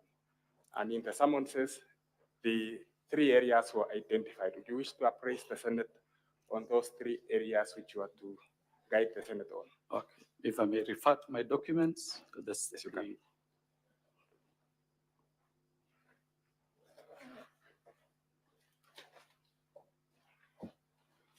Thank you. So there are 3 areas that I was requested to comment on. The first one is an investigation that the Commission conducted on a procurement on the supply of long-lasting insecticide nets at the Kenya Medical Supplies Agency, KEMSA. The second issue that I was to comment on is the declaration of gifts and donations received by His Excellency Rigathi Gachagu'A, the Deputy President, during his tenure of the office to date, pursuant to Section 14(5) of the Leadership and Integrity Act. The third issue that I was to comment on is the declaration of conflict of interest made to the Ethics and Anti-Corruption Commission by His Excellency Rigathi Gachagu'A, the Deputy President of the Republic of Kenya to date. So we'll go to the first question or the first issue which you are asked to address yourself. And I wish to refer the witness, Honorable Speaker, to our bundle 8 of our documents.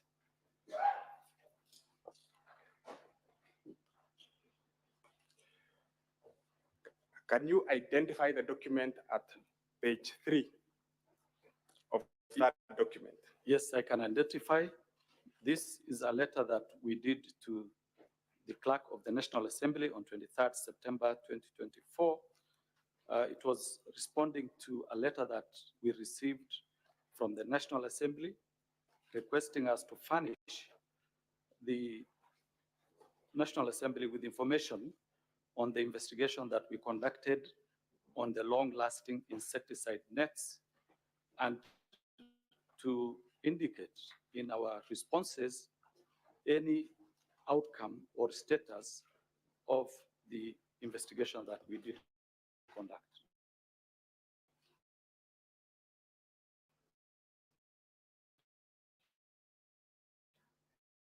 So your letter of certain items at KEMSA, you appraised the Senate, or sorry, the National Assembly in that letter. Would you appraise the Senate on its contents? The content is the procurement of long-lasting insecticides by KEMSA.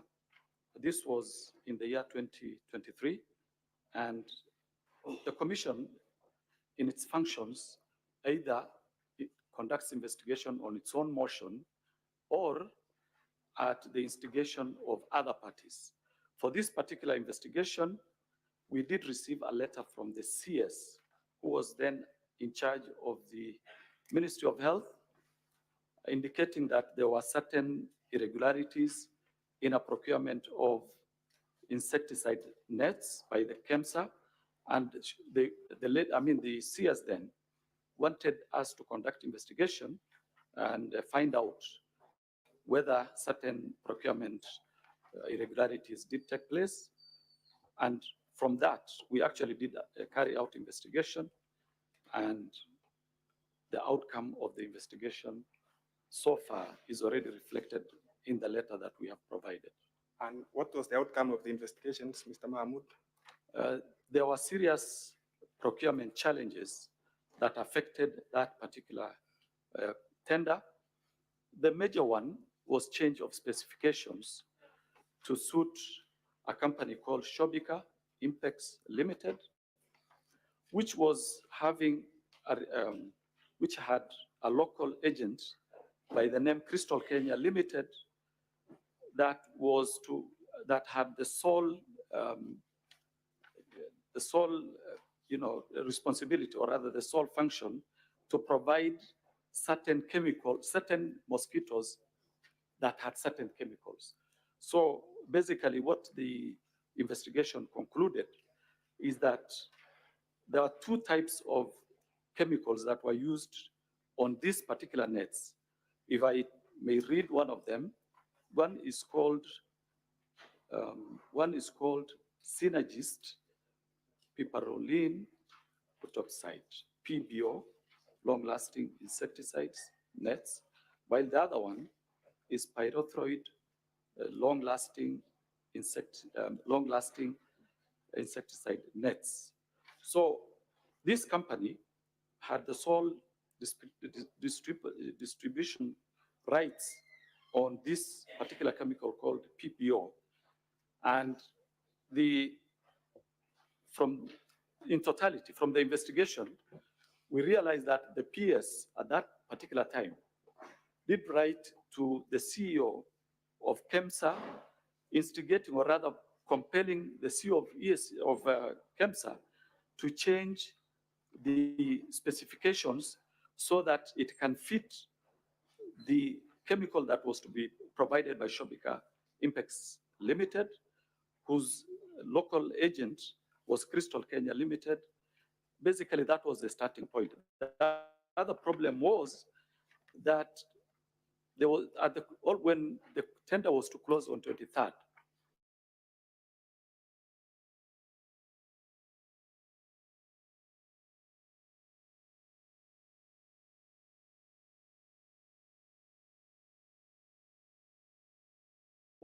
produced into the documents, into the tender documents.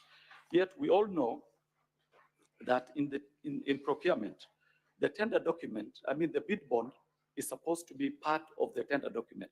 They're supposed to be delivered together. But in this circumstance, the bid bond was delivered by hand to the CEO's office on 23rd when the tender was supposed to close. So they had to find a way of extending the period of closure up to 10th of the next month of March, so that that particular bid bond, which had issues, can now be factored in, or rather regularized, and so that this company called Shobika could benefit out of that particular extension. Of course, there are many other issues, like we also realized that at the end of the, when the tender was discontinued, for example, there's a company called Tianjin Your Call International Trading Company that was among the bidders that initially bidded for this particular tender. They were disqualified on a fact that they were not authorized by a manufacturer.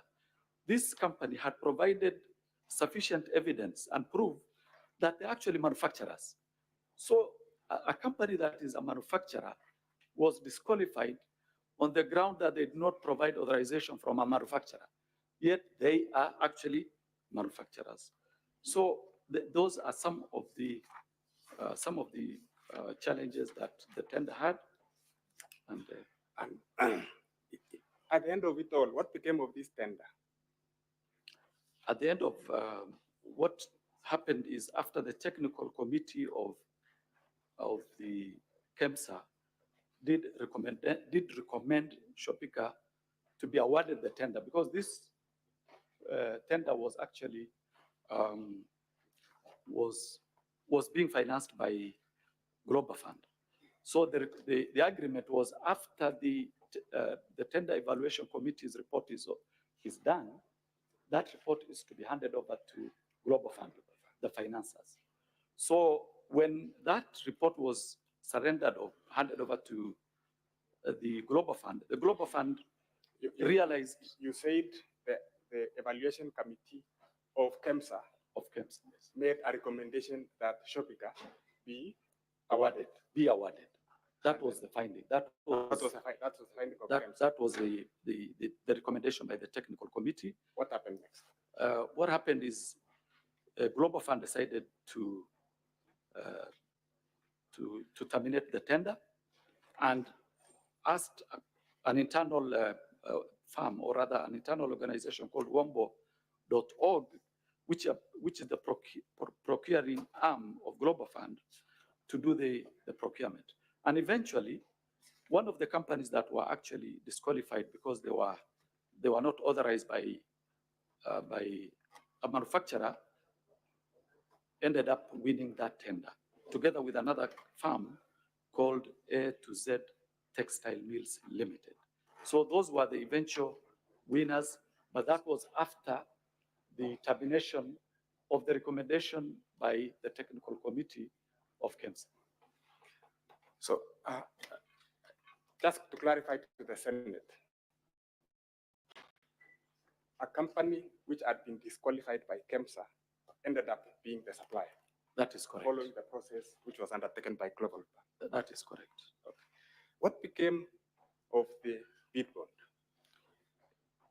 Well, when we were investigating this, when the investigation was ongoing, we collected all the bid bonds of the firms that actually bidded, so that not only the bid bonds, but all the documents that related to the tender, so that we could evaluate and record statements. Now, the one that had issues was this one for Shopika. But when the tender was terminated, ordinarily, there would be no need to hold onto tenders, onto documents submitted by the tenderers, and they're usually returned. But for this particular one, because it was a questioned document, the CEO of KEMSA wrote to the ESCC requesting for that document to be handed over. And eventually we did hand over the document to him after recommending disciplinary action against all the officers who were involved in the tendering process, starting with the CEO, the technical committee members, the head of procurement entity. For this particular document, we have a certified copy, which we collected in case there would be need to reopen the investigation, because there could have been other offenses that could come out of the investigation. Did you hand over the bid bonds for the other companies which had participated in this? They were returned to KEMSA. They were returned to KEMSA. Let's go to the second issue, which was identified in your invite, And probably we should start with the third one, which relates to conflict of interest by state officers and public officers. You are a long-serving officer of the Ethics and Anti-Corruption Commission. I suppose you are familiar with conflict of interest in terms of the constitutional, statutory, and regulatory procedures. Would you appraise the Senate on that aspect? Okay, thank you. So conflict of interest is actually addressed under Section 16 of the Leadership and Integrity Act. And it clearly states that a state officer or a public officer shall use the best efforts to avoid being in a situation where personal interests conflict or appear to conflict with the state officers or public officers' official duties. Now, when we talk of personal interest, we look at Section 6, which explains or rather indicates that personal interest includes interest of spouse, child, business associates, agents, or any other matter in which the state officer or public officer has a direct or indirect pecuniary interest. Basically, in practice, what happens is we also have the regulation, which is the subsidiary law of that particular act. If we look at the conflict of interest, that particular part 3 of the leadership and integrity regulations clearly specifies how conflict of interest are supposed to be dealt with by public officers. And in summary, how are state officers to deal with questions of conflict? All public institutions are actually required to maintain a conflict of interest registers, which can be inspected by individuals upon application. That is the starting point. If, for example, a public officer or a state officer feels that he is conflicted, he is supposed to declare the conflict in that particular register. And you know, the commission also has a role in that the commission is actually mandated to enforce and implement the Leadership and Integrity Act together with the regulations. Thank you, Mr. Mahmood. And did you say, did I hear you correctly say that conflict of interest extends to children, spouses, and business associates? Did I hear you correctly? That is correct. That is subsection 6, section 16. Let's go to the third issue in view of time, which is in relation to gifts. Okay, gifts. If you look at section 14 of the Leadership and Integrity Act, together with section 5 of the regulations of the same act, it is clearly indicated that gifts received by a public officer is a donation to the state. That is what regulation 5 indicates. If you go down there, you'll also see that a state officer or public officer who receives a gift whose value exceeds 20,000 Kenya shillings shall, within 48 hours of reporting to the office, surrender it to the public entity in which the officer is employed. It also goes further in subsection 4 to indicate that a state officer or a public officer who receives a gift in terms of this regulation shall, irrespective of the monetary value of the gift, declare the gift received to public entity which the public officer represents. Finally, all gifts are supposed to be declared regardless of its monetary value. Yeah, maybe, yes, that is correct. But what I maybe should have mentioned is that public officers and state officers are barred to receive any monetary gift. So here we are dealing with gifts that are not non-monetary. For monetary, they're barred, or rather we are barred from receiving any monetary gift. But yeah, so this. And in the same manner, with respect to conflict of interest, we have a register of conflict of interest. Do we have a register of gifts? Yes, we have a register of benefits in each and every public agency, where officers who receive gifts are supposed to declare immediately, and we have indicated in 48 hours. And what I would also wish to mention is that what is the role of the commission in relation to gifts? Okay.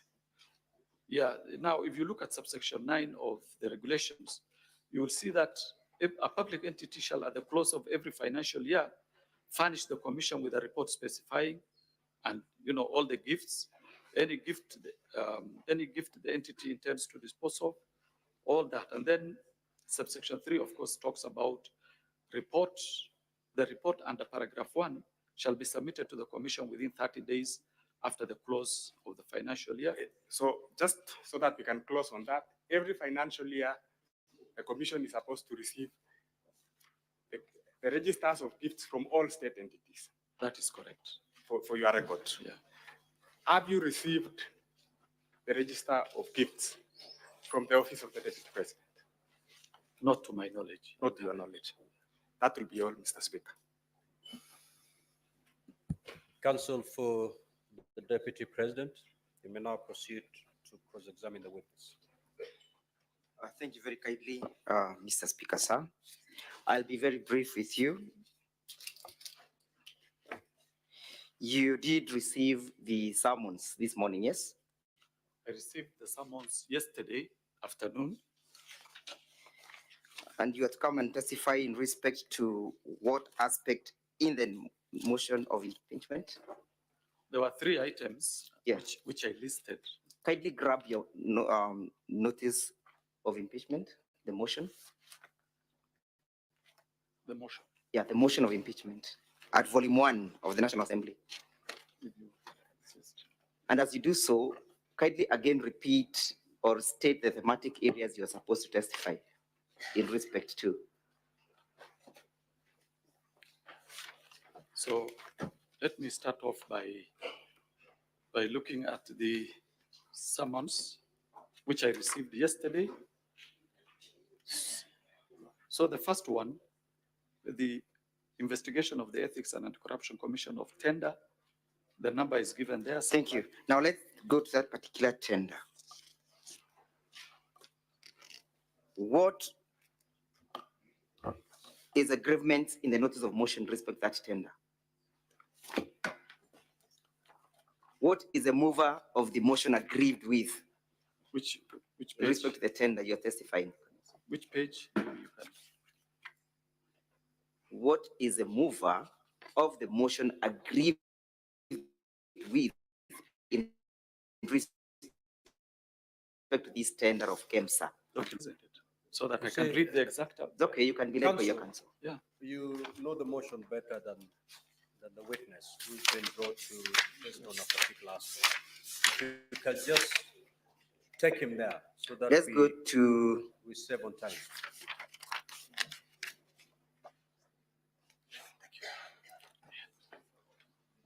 Just tell me the page, I'll be able to. You page 24? Page 24. Yes.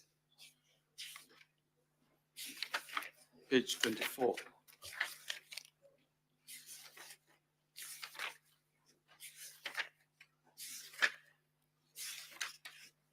You reckon that the mover is aggrieved by indicating that the Deputy President bullied him and exerted unnecessary pressure in respect to this tender, correct? As per the document, yes. That is the position, correct? That is what is captured here, but that is not part of my evidence. That is not part of your evidence. Yeah. Does your evidence relate to the notice of motion, to the notice of impeachment before this assembly? It does, but is there a complaint in the notice of impeachment that relates to conflict of interest that you know of? And so what I would really request you, let us deal with my evidence. Yes, don't take me to the evidence. We are dealing with it. Is there a complaint that relates to conflict of interest in the notice of motion? If yes, kindly point it out for the assembly to note. No, I wouldn't know because I haven't gone through the whole. You have not gone through the motion. The whole motion, nothing. Is there a complaint that relates to gifts and how gifts must be dealt with? I want to, I want Do you to know or you confine- do not know, Mr. I do not Witness? know. You do not know. Yes. Now, in respect to this tender, are you aware that this Senate sat and conducted an independent investigation in that respect? I'm not even aware. Are you aware? I'm only aware of the investigation ESCC conducted. Yeah. So in respect to this motion that is before the assembly, what investigation did you conduct that relates to the gift in this assembly? I was requested to talk about. We are talking about the notice of impeachment before the assembly, Mr. Witness. I'm referring to the summons that I was given by this house. And your summons must relate to the proceedings, correct? I'm not the originator of the summons. How would I know how it relates? I will confine myself to the summons. And there are 3 issues I was to address. One of them is gifts. How many companies bidded in that particular process? I think there were about 17. There were about 17. Yes. Did all the bids pass? Pass in terms of award? Yes. Finally, the award was given to 2 companies. Yes. Which companies were they? Let me get the names.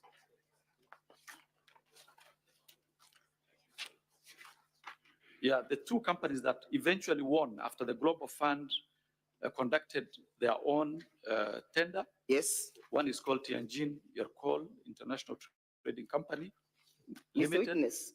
Yes. The other one is A to Z. Do you know what led to the cancellation of the tender? I know. Yes, what led to the cancellation of the tender? It was direct favorism to Shobika. It was direct favorism to Shobika. And you know. Please get hold of the volume 3 of the documents by the Deputy President. Sorry? You get hold of volume 3. Council, you may assist me. Volume 3 of our bundle of documents. And as soon as you get it, you go to page 221.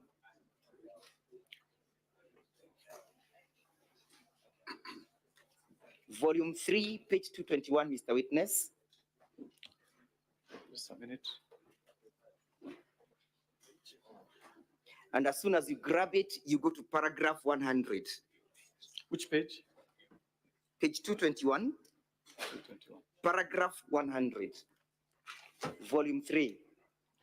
221, just 1 minute.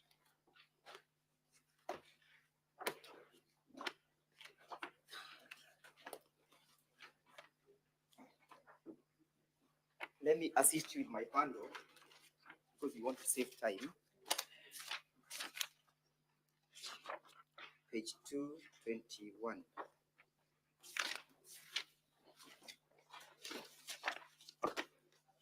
Which Look at paragraph? Paragraph 100. Paragraph 100. Yes, I'm there. Yes, paragraph 100. I'm there. Yes, can you read what the report indicates? In its report, dated 25th April 2023, Global Fund noted that KEMSA had failed to apply the evaluation criteria consistently to all bidders and that none of the bidders met the minimum requirements. So what is indicated that none of the bidders met the minimum requirement? Yes. Let's go to page 221, 222. Now, 222. At paragraph 106. 222. And again, read it loudly. Notwithstanding KEMSA's reservations, in a letter dated 4th May 2023, the Acting Director of Procurement recommended termination of the process. The CEO approved, and on 5th May 2023, the termination was communicated. What was terminated? The process. The process of bidding, correct? Yes. Why was it terminated? Now, paragraph 100, Mr. Witness, no, paragraph Counsel, 100. Counsel, look. You know, I am cross-examining I you. will only deal with my evidence. I will not deal with the evidence of other institutions. The Senate is an independent institution. The ESCC that we know conducted its own investigation. Please ask me questions related to the investigation. Now, after making your statement, please read the reason why the termination was actuated at paragraph 100. If you want me just to read for the sake of it, but I'm not owning this evidence. I'm only owning the evidence by ESCC. I didn't ask you to own it. Yeah. Witness, the council is asking you to read a certain paragraph. Okay. Just read it. Guided. Yes? Which paragraph? I have asked you to read paragraph 106, correct? Yes. About the terminations, correct? Yes. And I've asked you to state for the assembly the reasons why the terminations is being recommended, correct? Yes. And I've told you that that answer, you'll find it at page 221, paragraph 100, correct? Correct. And that the bidding was terminated because the bids failed to meet the minimal requirements, correct? Correct. And therefore, the cancellation was not as a result of your alleged favorism, correct?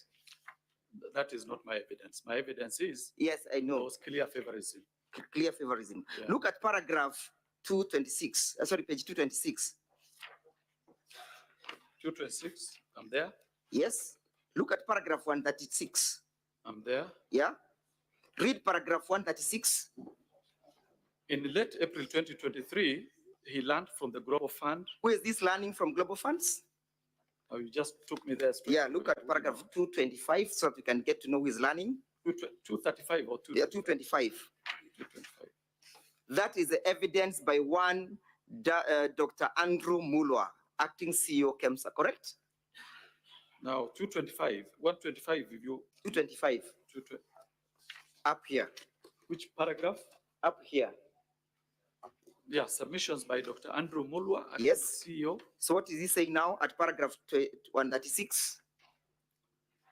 136, in April 2023, he learned from Global Fund pre-award review report that the long-lasting insecticide nets tender was to be cancelled on account of inconsistencies in the bid evaluation. Yes? Yes. So why was it cancelled? The issue would be who caused the bid. No, it's not who caused. We are looking at the report. What does it indicate at that paragraph, the issues of the cancellation? Paragraph 136? Yes. On account of inconsistencies. It speaks to the fact that the bid or the tender was cancelled, correct? It does, yes. And it speaks to the reason that it was cancelled on the basis or on the reason of inconsistency, correct? Correct. And therefore, your testimony that was a result of favorism does not sit well with the evidence contained at paragraph 136 of the bundle, correct? This, my evidence. No, I just want you to limit yourself to that paragraph vis-a-vis what you stated. That the reason for the cancellation was the inconsistency, Mr. Witness, yes?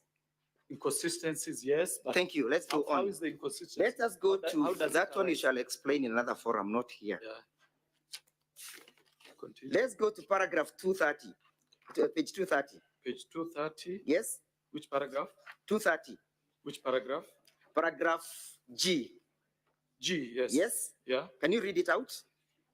At the evaluation stage, the audit team established that only 2 bidders passed the preliminary evaluation and proceeded to the technical evaluation, that is bidder number 3, Tianjin and Coal International. Which two companies passed? As per this one, Tianjin Coal.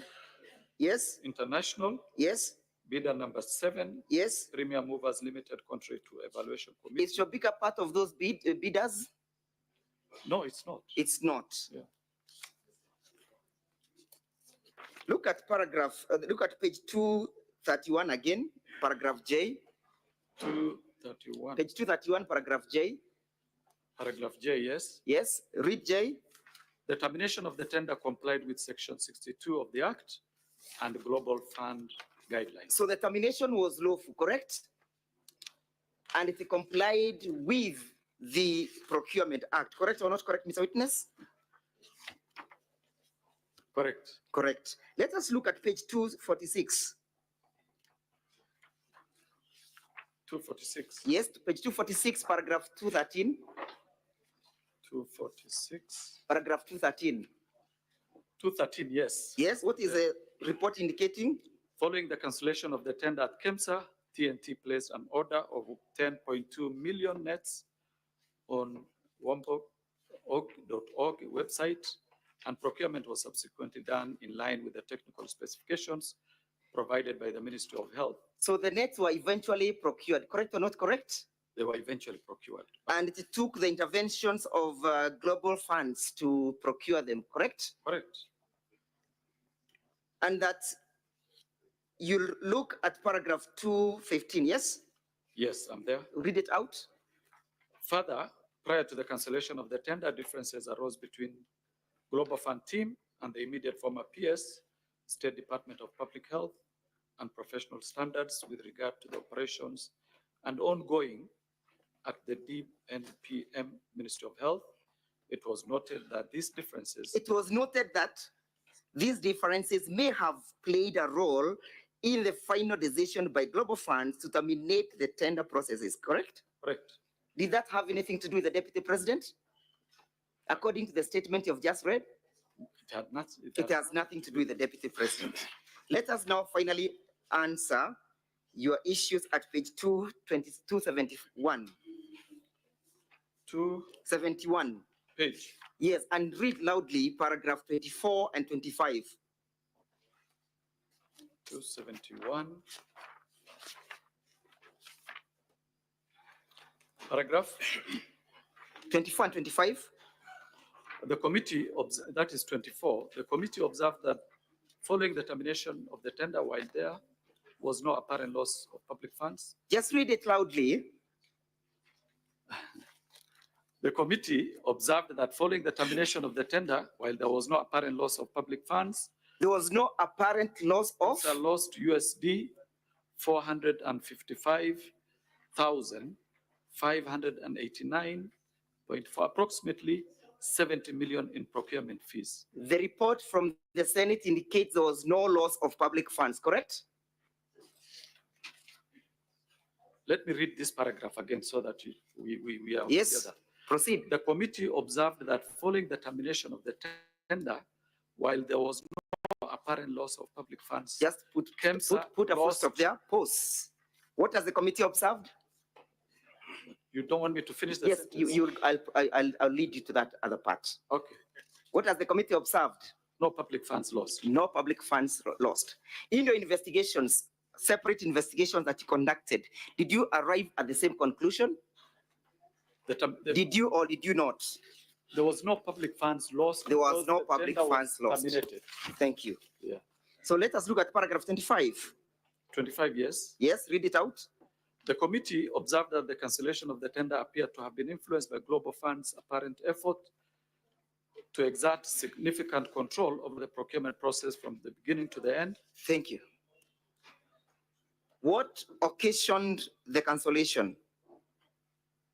The cancellation of the tender appeared to have been influenced by the Global Fund's apparent effort to exert significant control over the procurement process. Is there any evidence indicating that the Deputy President was involved in that processes? No.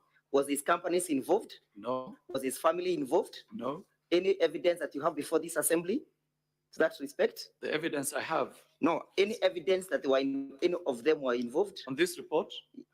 Or my evidence? This report. On this report, no, but my evidence. Let us go to the next paragraph, yeah? This concluded that Global Funds teams based in Geneva, Switzerland, making multiple trips to Nairobi, Kenya, at least 3 times during the relevant period, raising concerns about the autonomy and the ability of the local government. Just read it out. That is paragraph 25. Yes, the same paragraph. Okay. The committee observed that cancellation of the tender appeared to have been influenced by Global Fund's apparent effort to exert significant control over the procurement process from the beginning to the end. This included Global Fund team based in Geneva, Switzerland, making multiple trips to Nairobi, Kenya, at least 3 times during the relevant period, raising concerns about the autonomy and the ability of the local government agencies. The autonomy of the organization, correct? Let us look at paragraph 222 again. Sorry, page 222. Page 222, Mr. Witness. 222. And while you get there, you look at paragraph 105, 107. Page 222. Paragraph? 107. Would you kindly read it out? 107. It is further her testimony that, I don't know whose testimony this is. Yeah, that is a testimony of the submissions of Terry Ramathani, immediate CEO. Okay. Yes, you find that at page 219. Yeah, but now I'm interested in paragraph 105, 107. It was further her testimony that the authority had struggled to maintain its autonomy. The authority has struggled to maintain its autonomy, yes. Owing to the undue influence. Owing to undue interference. Interference by the cabinet secretary. From the cabinet secretary for health, yes. Post.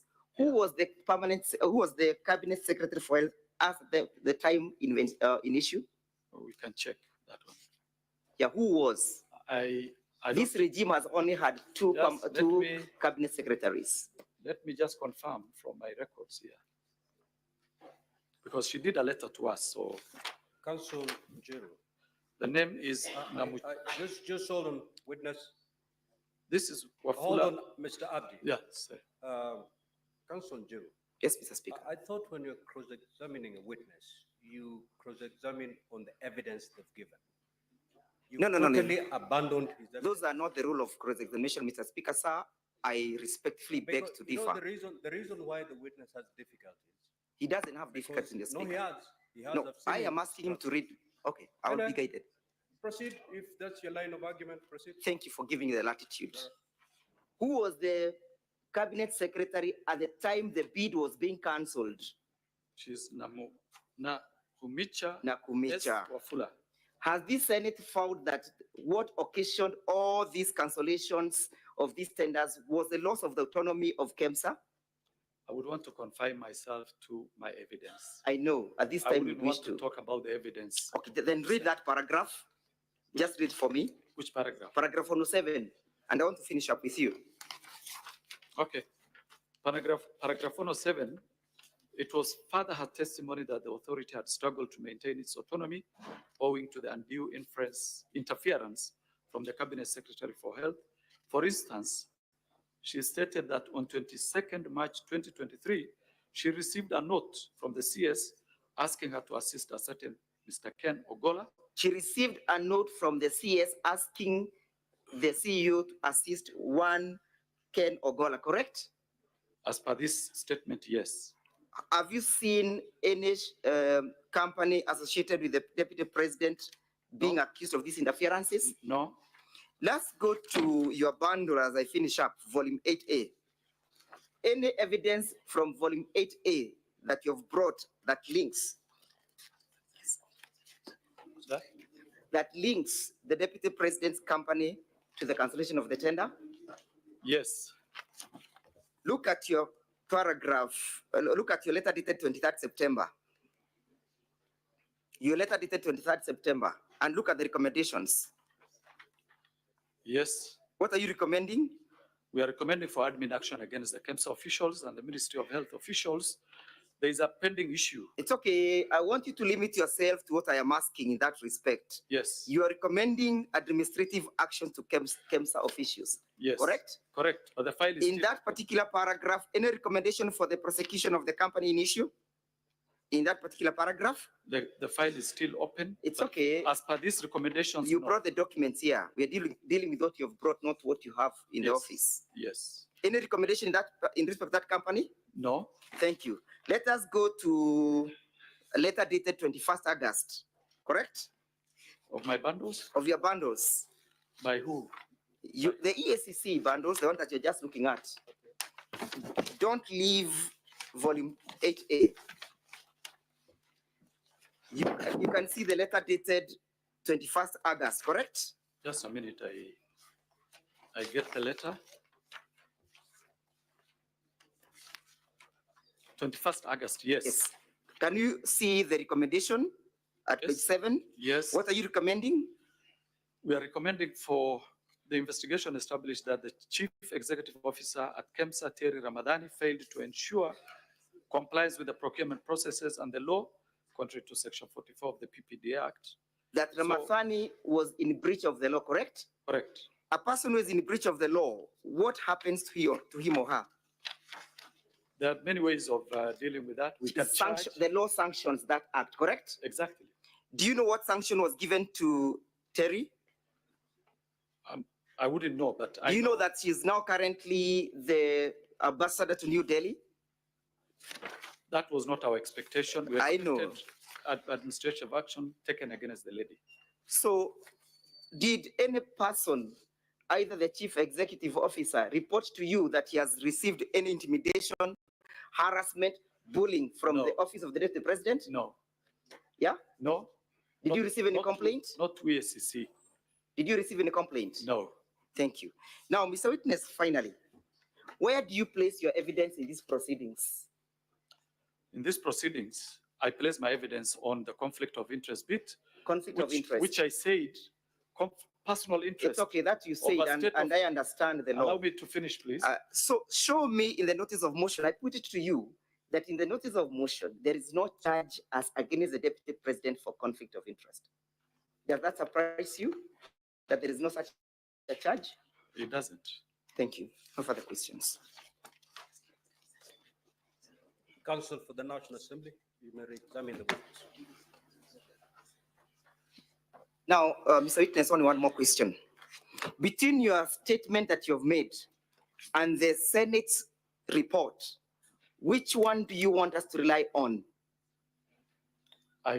Which one? There are only two options. It's either your report or the report by the Senate. Don't give me an explanation. I can stand by my report. So we disregard the report by the Senate, correct? I didn't tell you that.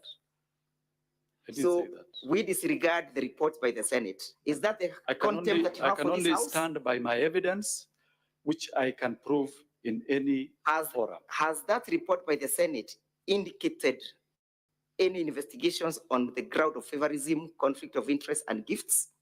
No, I haven't gone through the report, so I wouldn't want to comment. Counsel, Thank you. Are you done? Yes, Mr. Speaker, sir, but you're addressing me. Are you done? Yes, I am done. Take your seat. I'm most obliged.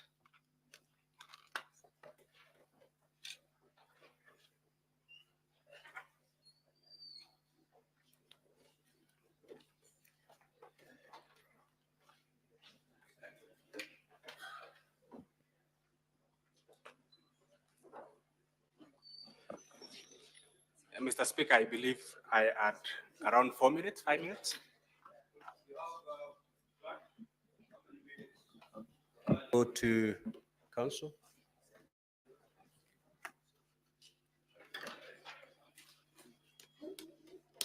Now, I'm afraid, counsel, your time is up. However, you have 2 hours to cross-examine the deputy president. That's where you can borrow from. Mr. Speaker, I wish to borrow 10 minutes in respect of this witness. Laura, proceed.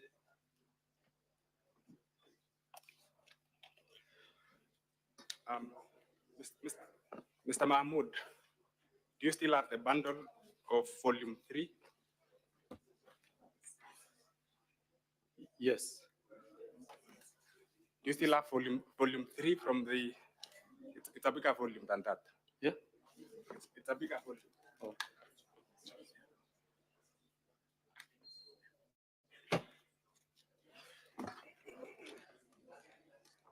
Let me take you to page 236 of that report. Of that bundle, sorry.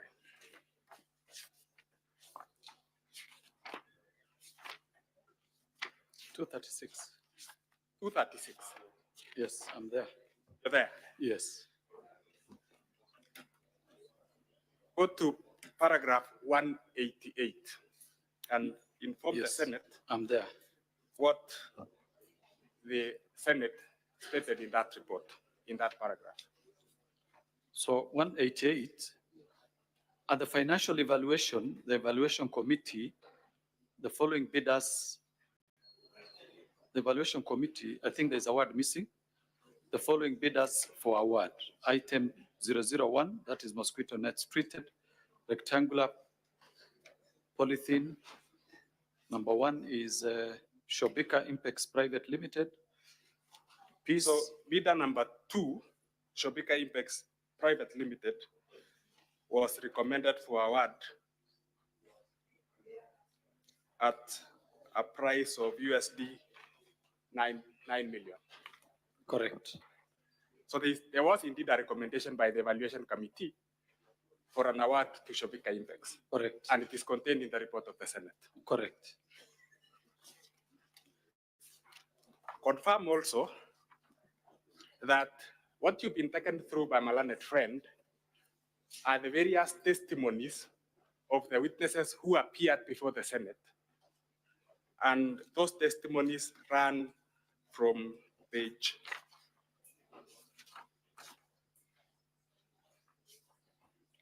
202 all the way to page 265. Is that correct? 202, yes, that's correct. So what council has done is to give you the various contestations by the witnesses who came before the Senate. Is that correct? Correct. What is important is the recommendations and the observations of the Senate, which is contained in pages 266 to 274. Correct. Is that correct? Correct. And allow me to just highlight 3 of the observations which were taken out by the Senate. Look at page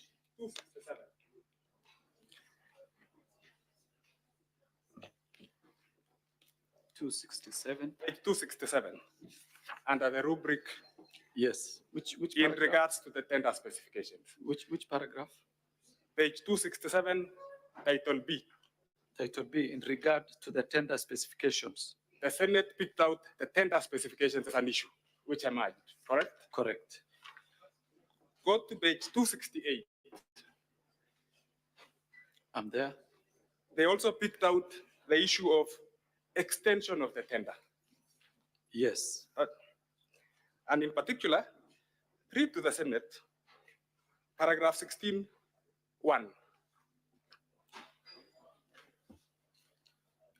Paragraph 16(1). The sequence of events leading to the extension appeared solicited and mischievous as evidenced by the following. The Senate is saying that the extension appeared solicited and mischievous, and they then go ahead to give reasons. Yes. 6 reasons, actually. Sure. Hyphenated. And then they also pick out under D, the manner in which KEMSA evaluated the tender. Is that correct? Correct. So this report of the Senate rhymes with your observations in all material respects. Is that not so? Correct. At paragraph E, the Senate then discusses the process which led to cancellation. It's titled cancellation of the tender. Is that correct? Correct. And they say that though there was no loss of funds, KEMSA lost 70 million shillings. Yes. In procurement fees. Yeah, paragraph 24. Yes. So in all material respects, this report rhymes with the report of EACC. That is correct. And there is no reason for you to disown it. You've also been told that conflict of interest is not an issue which has been raised by the mover of the motion. Correct. To the best of your knowledge, does the Ethics and Anti-Corruption Act, Anti-Corruption and Economic Crimes Act, have a clause on conflict of interest and makes it an offense? Yeah, it does. The Leadership and Integrity Act also does. Yeah. I will identify to the Senate during my submissions the relevant section which is contained in the motion. Thank you, Mr. Mahmoud. And we wish to close with this witness, Mr. Speaker, sir. Thank you. We will now move to allow honorable senators to ask questions or seek clarifications. Starting with the senator for Nairobi City County. Senator Eddy.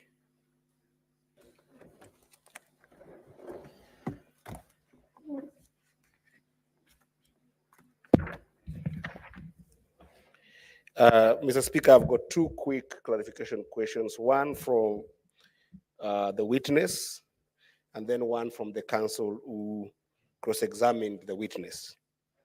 Mr. Abdi, you have indicated to this Senate that eventually of all the 17 companies that did bid for this tender, all of them eventually got all their bid bonds and documents back. However, the witness that appeared before us, called Mr. Mulwa, indicated that on 11th of July 2023, he received a phone call from the deputy president to be able to come and collect the bid bond for Shobika, specifically from EACC. I want to know, when did the other 16 companies get their bid bonds from EACC? Did they get it at the same date that the former witness indicated that he waited for 5 hours from EACC, or did they get them from EACC at a variable date? Then lastly, Mr. Speaker, the counsel for the deputy president has heavily relied on the Senate report. And if you look at page 218 all the way to page 230, it is submissions to Senate by different individuals. Council, do submissions itemized by individuals who appeared before Senate in your best understanding amount to Senate's finding and resolutions in your best understanding? And what do you make of page 275 of Senate recommendations and not findings? Because you did indicate to this House that those were Senate findings. Are they findings or are they submissions of individuals to the Senate of Kenya? Thank you, Mr. Speaker. Senator Mungatana.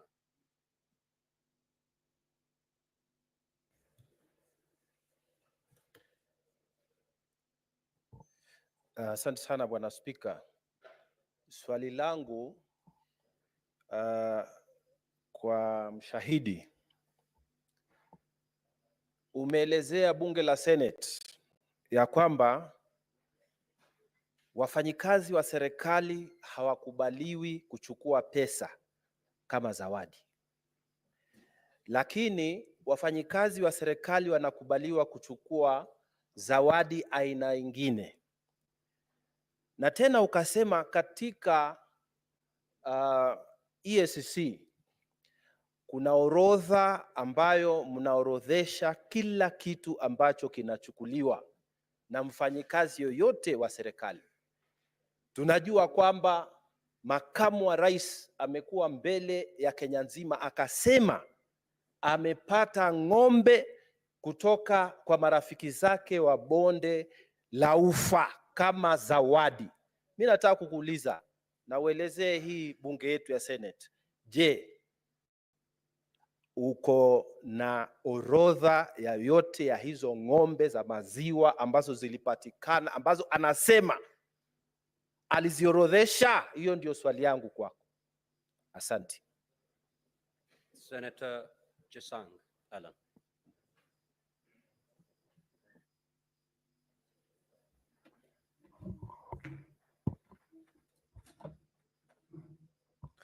Thank you, Mr. Speaker.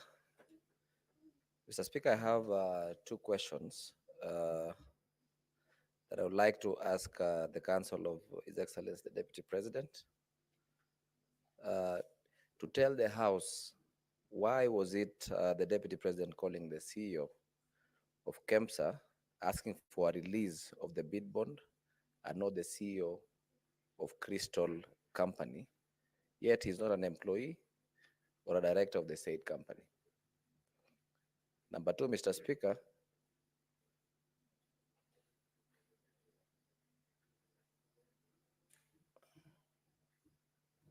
number 2, I equally want to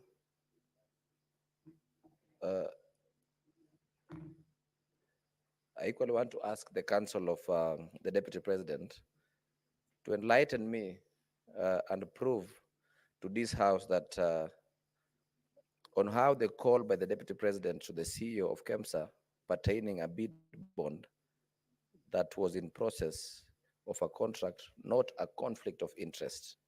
And lastly, Mr. Speaker, I'd also like to ask the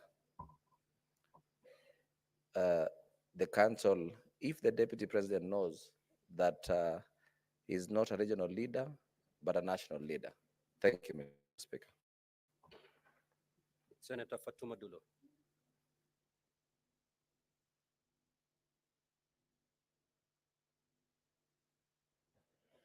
Thank you, Mr. Speaker. My question is to the DP's counsel. Now, I saw you trying to cross-examine the witness before us on a report of the Senate, which I believe he has not interacted with. And again, the motion that was before the House and also the National Assembly. What are you trying to drive out of that? I thank you. Senator Joyce Korir.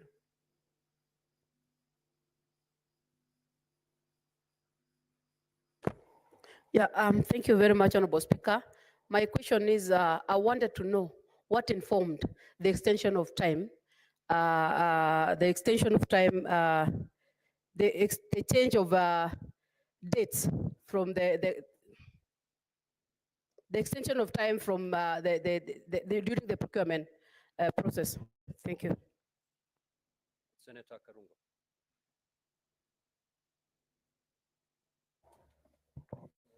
Thank you very much, Mr. Speaker. My question to Mr. Abdi. You receive a letter from the Health Ministry on 11th May 2023. Then in your wisdom, you replied 16 months later, when the CS has even left the office. My question, and that is 5 months after the Senate looks into the issue and comes with a report. Are you part of the conspiracy? Don't answer me, answer your children. Senator Sigei.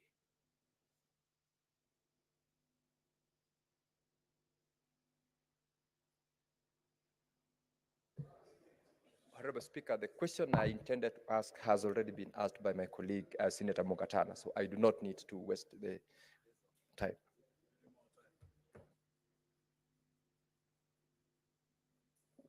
Senator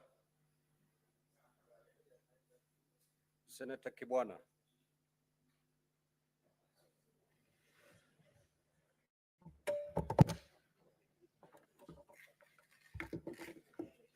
And honorable senators, when you're given an opportunity to seek clarification or ask a question, it is not a moment to get a TikTok clip. Please, this is a very serious matter. Proceed. Let us not embarrass this House. Proceed, Senator Hamida. Thank you, Mr. Speaker. Mr. Speaker, Mr. Abdi, I just wanted a clarification whether EACC, when EACC conducts their investigation, are they guided by other investigations? Because through the cross-examination, I think it was vis-a-vis the parliament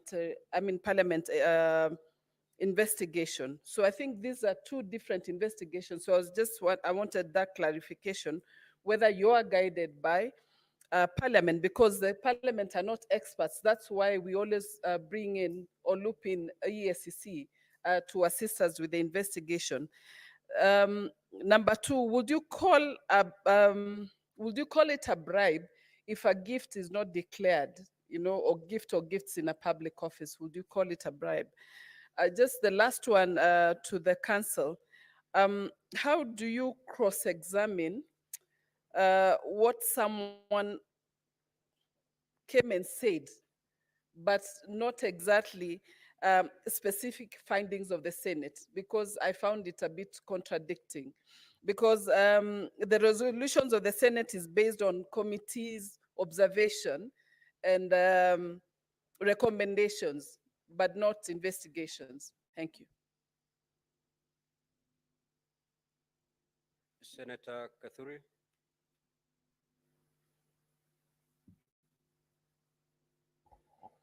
Thank you, Honorable Speaker. Honorable Speaker, mine is not to the council or to the witness, but to the remarks which has been given out here by Senator Karungo Dangwa.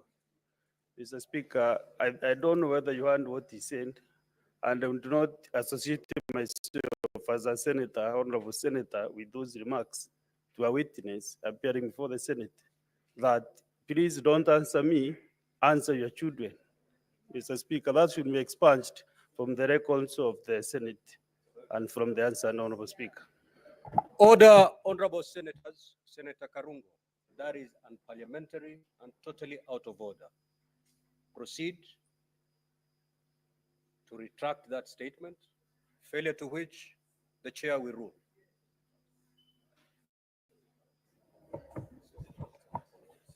Mr. Speaker, as I withdraw, this session is viewed by everybody.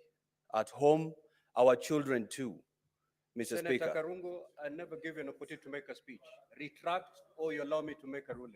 on those Okay, Mr. remarks. Speaker, I retract, Take your seat. I withdraw, and Take please your answer seat. me. Take your seat, Senator Karungo, please. Senator Keroche Tabitha.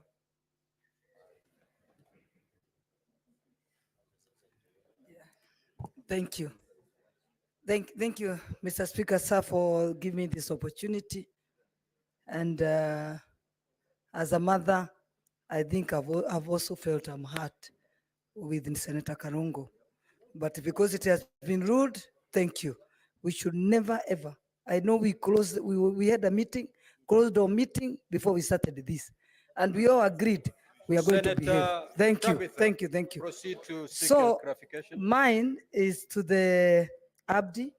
My question is to the Abdi on whatever you're trying to do on the procurement irregularities.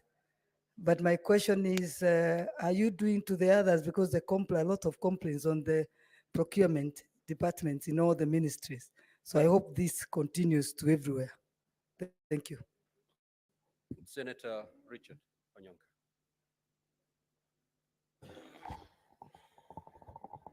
Onyonka.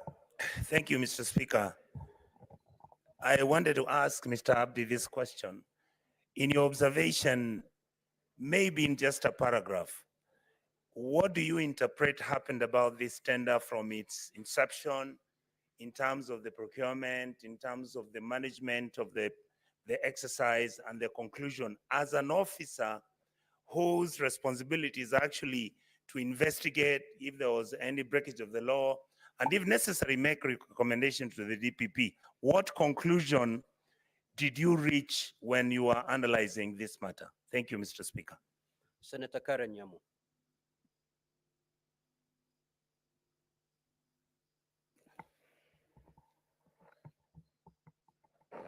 Thank you, Mr. Speaker. Dr. Mulwa, before this House, implicated the Deputy President in a scandal of the 3.7 billion KEMSA deal. In your own investigation, can you corroborate what Dr. Mulwa has claimed before this House? Thank you.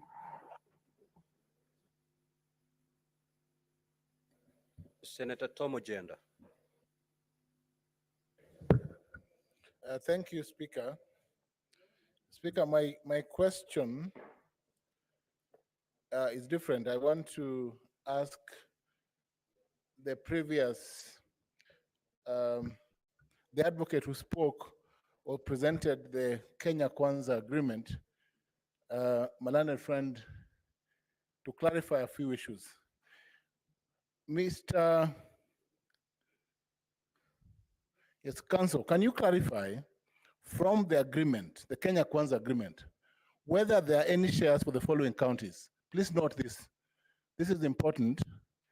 Kisumu County, Siaya County, Migori County, Homa Bay County, Kitui County, Mombasa County, Vihiga County, Mandera County, Marsabit County, Trans Nzoia, West Pokot, Lamu, and Nairobi County. I just want to know whether, and this is important because the legal crinkum crankum, the twists and turns in this is that you will then interpret, Council, whether The agreement violates Article 210(2)(b) of the Constitution, inclusivity, diversity, discrimination, and the obligation of the president under Article 131. Lastly, Council, please just tell us whether, in your view, the relationship between the deputy president and the president, because you played the two clips under Kenya Kwanza, has broken down irretrievably. That would help us. Thank you. Senator Essie Okanyure. Thank you, Mr. Speaker. I would wish to seek more information from Mr. Abdi on was it in order for the bid bond document to be released while there was an ongoing investigation? And secondly, did EACC clear Madam Terry Ramadan as the ambassador? Thank you. Senator Enoch Wambua. Thank you, Mr. Speaker. Mr. Speaker, a few things to clarify from EACC. One, did you find it necessary to record a statement from Crystal and Shobika in that probe? Because they had been mentioned. Were they entities of interest in the investigation? Secondly, has Shobika ever done any business with KEMSA or with Global Fund before the case on record? In your own investigations, did you find that? In your letter, I see you have recommended administrative action against the CEO, the acting director of procurement, and 2 procurement officers. I see no recommendation of any action, not necessarily by KEMSA, against Crystal or against Shobika. And I think that's in line with your own recommendation that in this case on record, there was no public funds lost, and eventually the bid was returned. So in your own investigation, what is at issue here? I thank you. Senator Mofaya. I don't know whether it is. Honorable Speaker, I want to know from the witness from the EACC. I've listened to his evidence, and I would want to know, on behalf of the whole House, whether the contract for mosquito nets, which was drawn out of interference, because I have captured those confessions from him. So my question is, Honorable Speaker, can he connect the company associated with the DP with the withdrawal of that contract? Number 2, Honorable Speaker, I have also listened to Mr. Murwa, Dr. Murwa.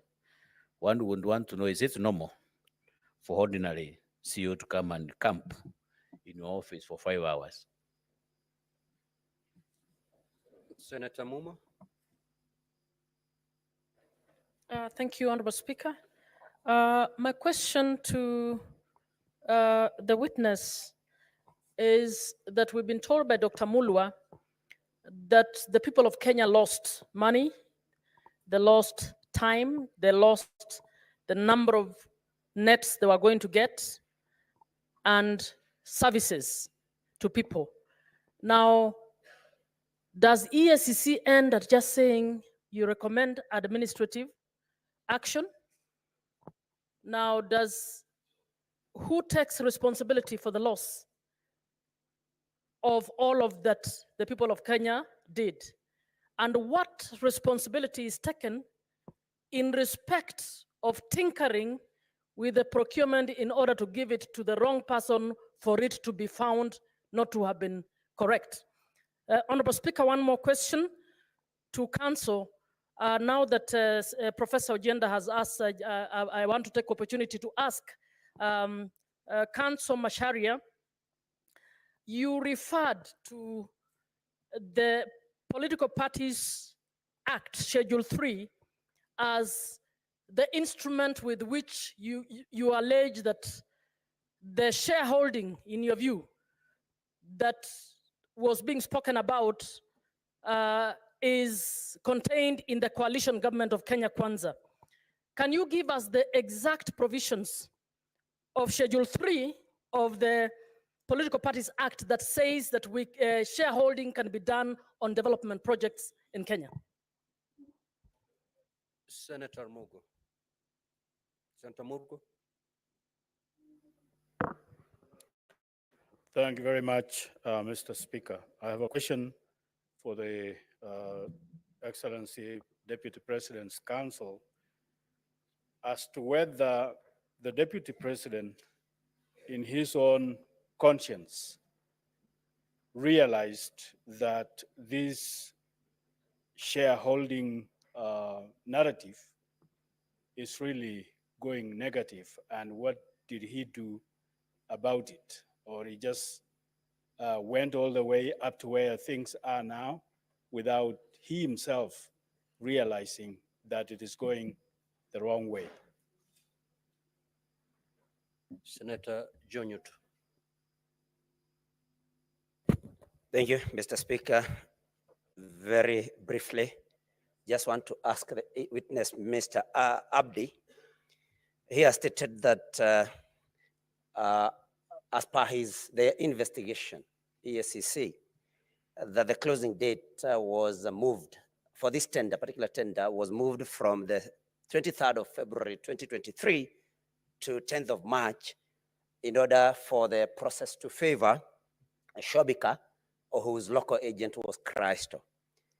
Can you clarify, Mr. Abdi, whether this extension of the tender period was due to the late delivery of bid bond, because you said that the tender was also attached to a bid bond that was late? Was the reason the late delivery of the bid bond, or the specifications of the long-lasting net from Cyanagist, peronil, something like that, but side to pyrethroid? Exactly what was the reason? Was it late delivery of bid bond or the specification? Number two, Mr. Abdi, you have indicated that the authority did not prefer any charges against the officers of KEMSA and the PS herself. Is that the right thing that EACC was supposed to do, or it should have preferred charges against these errant, in quotes, officers? And finally, why were the companies that were eventually given the tender or awarded the tender by Global FAD, why had they initially been disqualified by KEMSA? Thank you, Mr. Speaker. Senator Lelegwe. Thank you, Mr. Speaker, sir. I would like to seek clarifications from the advocate of the National Assembly in reference to Ground 11, which pertains to gross misconduct bullying. You have alleged that that His Excellency, the Deputy President, exerted undue pressure on officials of Kenya Medical Supplies Agency in order to secure a tender for supply of mosquito nets to Crystal Limited, a company purportedly associated with him. Now, upon reviewing the documentation provided, I have noted that 17 companies submitted bids for this tender, yet it was ultimately not awarded to any of them. Given these findings, may I inquire from you whether it will be correct to assert that this particular ground lacks sufficient substantiation, considering that no award was made in respect to the tender in question? Thank you, Mr. Speaker. Senator Chimera.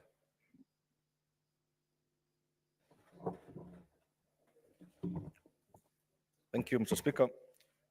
Three quick issues to the witness. I wish to refer the witness to page 17 of his own document. And I know he is a very serious investigator, Speaker, but the document on page 17 dated 16th July 2014, as tabled here, is so naked and so casual, and it's purportedly coming from the Pest Control and Products Board. There is no letterhead as to confirm the authenticity of this document, Speaker.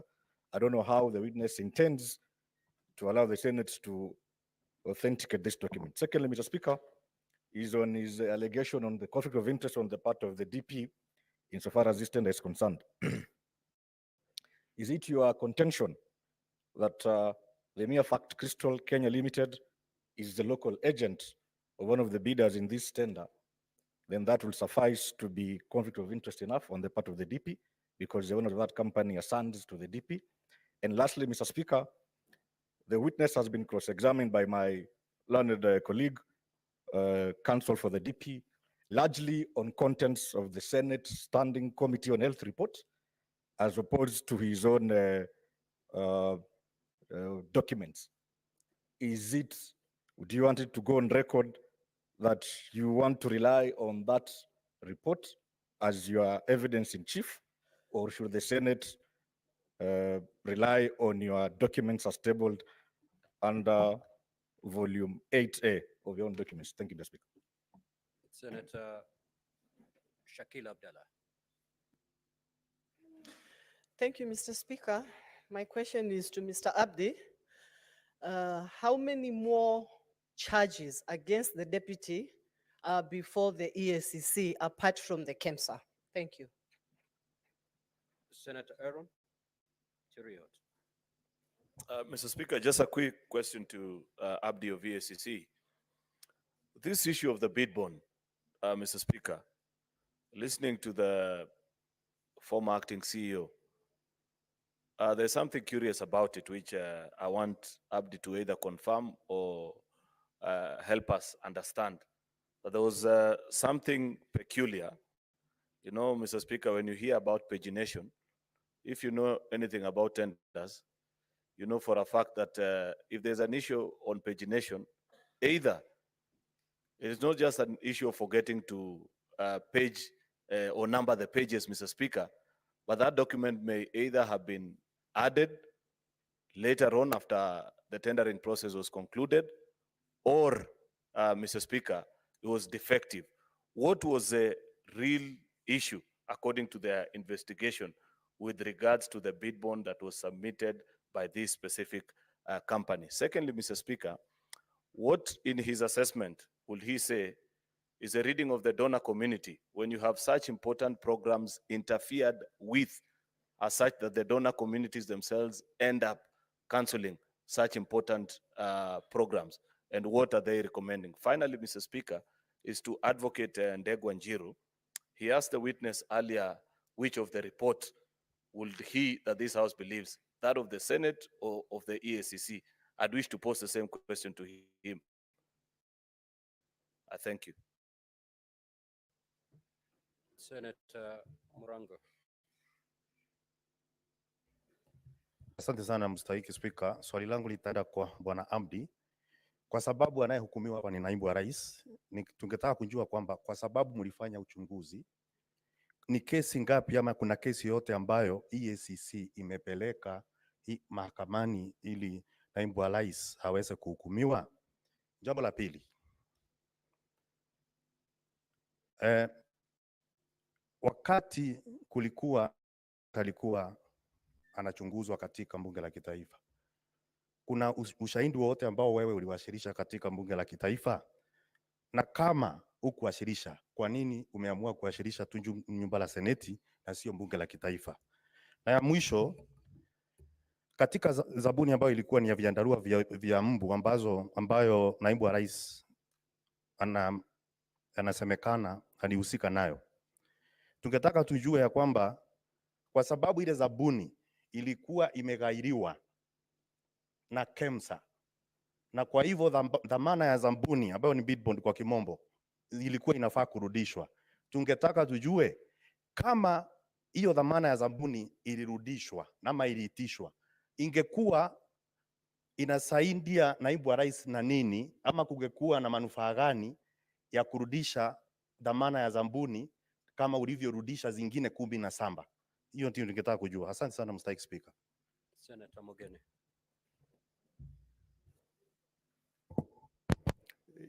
Yes, Bwana Abdi, on this issue of irregular procurement of malaria nets with KEMSA, you have given us documents that basically point to some recommendation for administrative action to be taken against a number of officers. But what is of our concern today is companies associated with the DP. Can you tell us anything that you found irregular around the subject matter that concerns us this afternoon? That is the companies associated with the deputy president, Bwana acting deputy CEO. Thank you. Senator Boni. Thank you, Mr. Speaker. Mr. Speaker, we are lucky that the EACC is here with us. And there are serious allegations that have been raised that require investigations. Could the CEO, the deputy, confirm if indeed there are investigations taking place on your own motion on the following issues? One, on the activities of this intricate web of companies by the deputy president, on the issue of the disinheritance of the orphans and wife of his late brother, His Excellency Nderitu Gachagu'A. Three, on the alleged insubordination of the president. And finally, if there are investigations on the role that His Excellency the Deputy President played in the infamous Gen Z uprising that occurred in June. Thank you, Mr. Speaker. Senator Chiranke. Thank you, Mr. Speaker. 3 quick questions. Like an eye of a military marksman. One, I need clarification on section 14 on cultural gifts. Especially some of us, when in our community, when we respect you, we give you cows. Does it qualify within the meaning of section 14? Number 2, I've seen administration action against KEMSA officials and ministry officials and KEMSA. Since you recommended administrative action, have you gotten feedback from KEMSA? And number 2, did you recommend any action against companies? And finally, are there any active investigations by EACC against the person of Rigathi Gachagu'A or against the Deputy President of the Republic of Kenya? I thank you, Mr. Speaker. Senator Mutinda Tabit.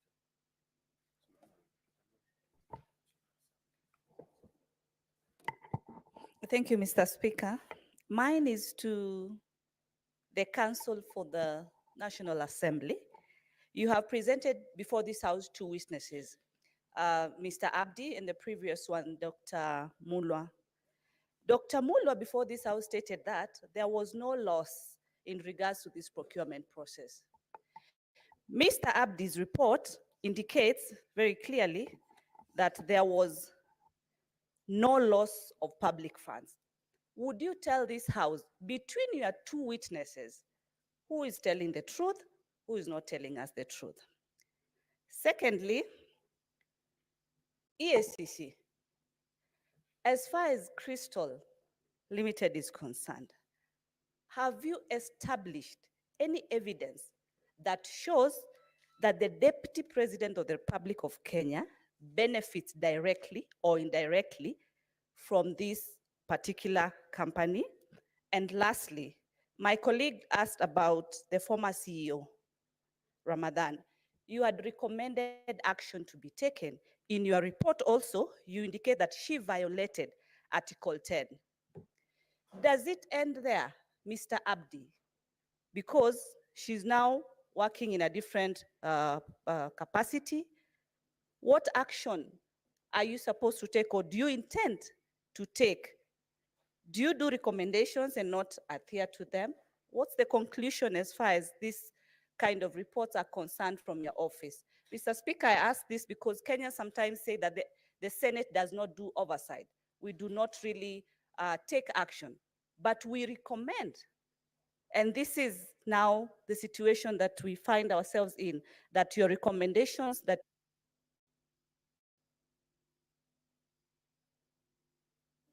Senator Montet Batuli.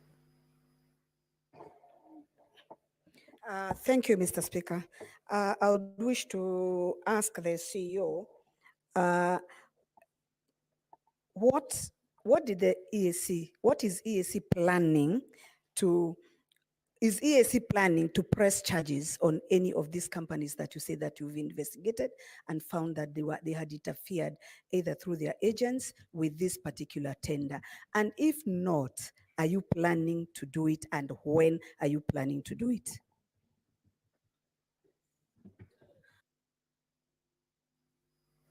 Senator Veronica. Just a quick clarification.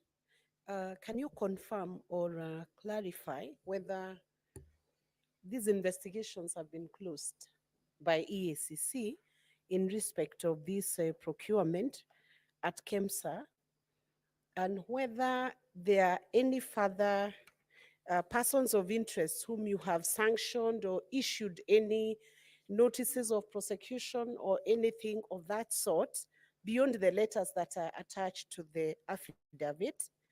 And in the course of your investigation, did you bother to find out what was the content of the phone calls that the acting CEO of KEMSA said was used to intimidate or cause pressure to him?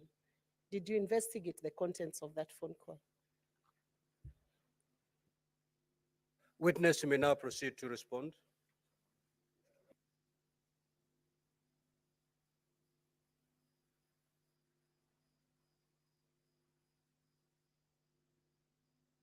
Proceed, witness, to respond. Proceed to respond, witness.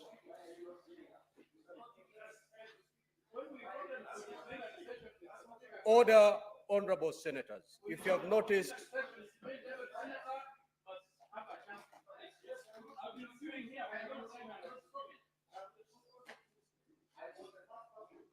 Honorable Seki, Honorable Seki, Honorable Seki, this hearing will terminate beyond midnight today. Let the witness respond to the queries that have been sought. Thereafter, we'll go for another round. Is there any problem? Honorable Seki, you're out of order. You're out of order. And I'm asking you to leave the chamber immediately. You cannot. You cannot direct the chair on what to do. Honorable Seki, unless you apologize, I'm going to throw you out of the chamber. You cannot say the chair is biased. If you've noticed, we've been going on lots. One lot, the witness answers, then I go for another lot. Honorable Seki, unless you apologize, I rule you out of order and I'm going to throw you out. Proceed. You either apologize or I throw you out.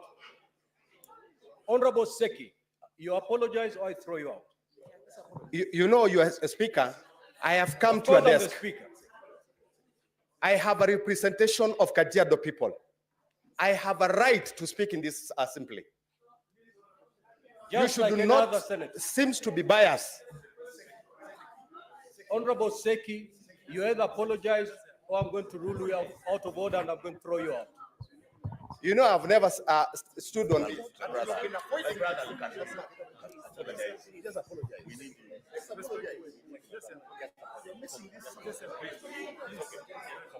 Order, honorable senators, order. Let me just apologize.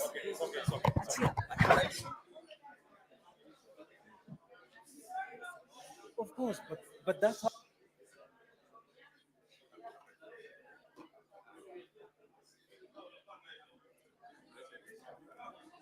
Honorable Seki, I have not heard the apology. Honorable Seki, you either proceed to apologize to the chair or you exit the chamber. Proceed. The floor is yours, Honorable Seki. I apologize. Take your seat.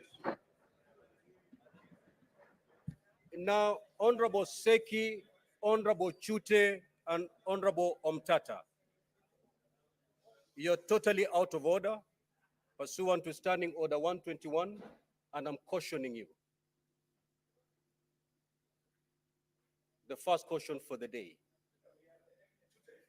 Honorable Chute, every senator here is elected to represent their people.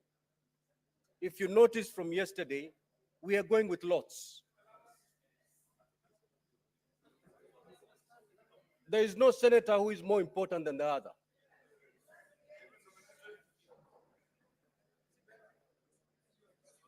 Proceed, witness. Thank you, Honorable Speaker. I may not have captured the exact names of the honorable senators, but I will deal with the questions as they were asked. So the first question was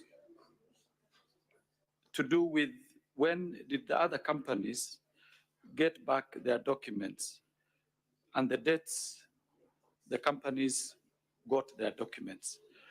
I'm not sure of the exact date when these documents were returned, but procedurally, we only focus mainly on the company that we are investigating either for procurement irregularities or certain issues. Like, for example, in this particular case, Shobika was the special company that we were looking at, and that was the reason why that particular one was identified, because the bid document actually had challenges, as I had indicated in my evidence in chief. Then we come to Honorable Mungatana, issues of gifts and the cows. Now, as I had indicated, gifts that are of value of more than 20,000 shillings are supposed to be handed in and declared by all public officers, including state officers. For this specific matter, we have not investigated as to the existence of the material, cows that are in this particular issue. But if indeed cows have been donated to any public officer, those donations are supposed to be donated to the state. And the officer within 48 hours is supposed to hand over that donation to the institution that employs him. So that is my take on that. Then we had the issue of extension of time for the bid bond. Now, as I had indicated previously, the closing date for this particular tender was supposed to be on 23rd February. Bid bonds are supposed to be attached, or they're supposed to be part of the bid document, the tender document. In this particular case, the bid bond was hand-delivered to the CEO in her office when the tender documents were already inserted in the respective tender boxes. So for that reason, extension had to be found in order to have that document be part of the tender document of that particular company, which is Shobika.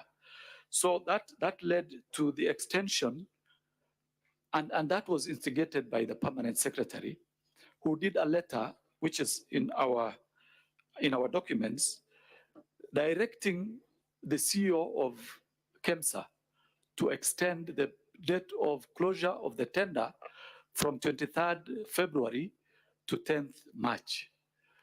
Now, that is the issue which made the bid bond, the date of extension to be extended, the date of closure to be extended. Now, let me come to investigations by various bodies um, created by the Constitution. Now, investigations will either be in terms of course, each institution has its own mandate as far as the Constitution or the legislation or the statute that created it is concerned. Now, when it comes to criminal investigation, and specifically issues to do with leadership and integrity, issues to do with corruption, that responsibility lies with the Ethics and Anti-Corruption Commission. Now, other institutions, other constitutional bodies can do their own investigation, but they will, if, for example, they are recommending for criminal charges, those recommendations have to be made to the respective institution that is mandated to charge people or to investigate criminal cases, like the DCI or the ESCC. So it depends on the mandate of the institution and what is the focus of that particular investigation. But for example, if it is the PPDA, the Public Procurement and Disposal Authority, they do not have powers to charge people in court, or rather to recommend to the DPP to have people charged in court. What do? They have to do a recommendation to either the DCI or to the ESCC to investigate the criminality of that particular issue. So I just want to indicate that it depends on the institution and the mandate of that institution. But when it comes to criminal investigations, there are specific institutions that are mandated to conduct criminal investigations. Issues to do with the declaration of gifts, I think that one I addressed in my earlier submission, that gifts that are more than 20,000 are declarable and they have to be entered in the registers. And after the end of every financial year, the institution has to actually declare to the ESCC of the existence of that gift. Now, the issue of what was our finding or our conclusion when you look at the whole matter and our perception, or rather, what would be our conclusion that we reached. Now, when you look at this particular tender, first, it is an international tender that was floated as an open tender to international companies. Companies bidded, but there is a specific company that has a local agent here, which is Shobika, that did not conform to certain procurement requirements as per the tender document. Because when tenders are floated, that tender has got specific instructions or directions to the people who are bidding. If, for example, you are supposed to do, if you're supposed to do pagination, it has to be indicated there. If you have to do, for example, in ink, it has to be there. So anything that goes outside what was provided for in the tender document is actually considered as irregular. And of course, the disqualification should apply. So this one, it was a tender that was badly handled, and I wouldn't want to indicate why it was handled that way, but from the look of it, there must have been some pressure somewhere.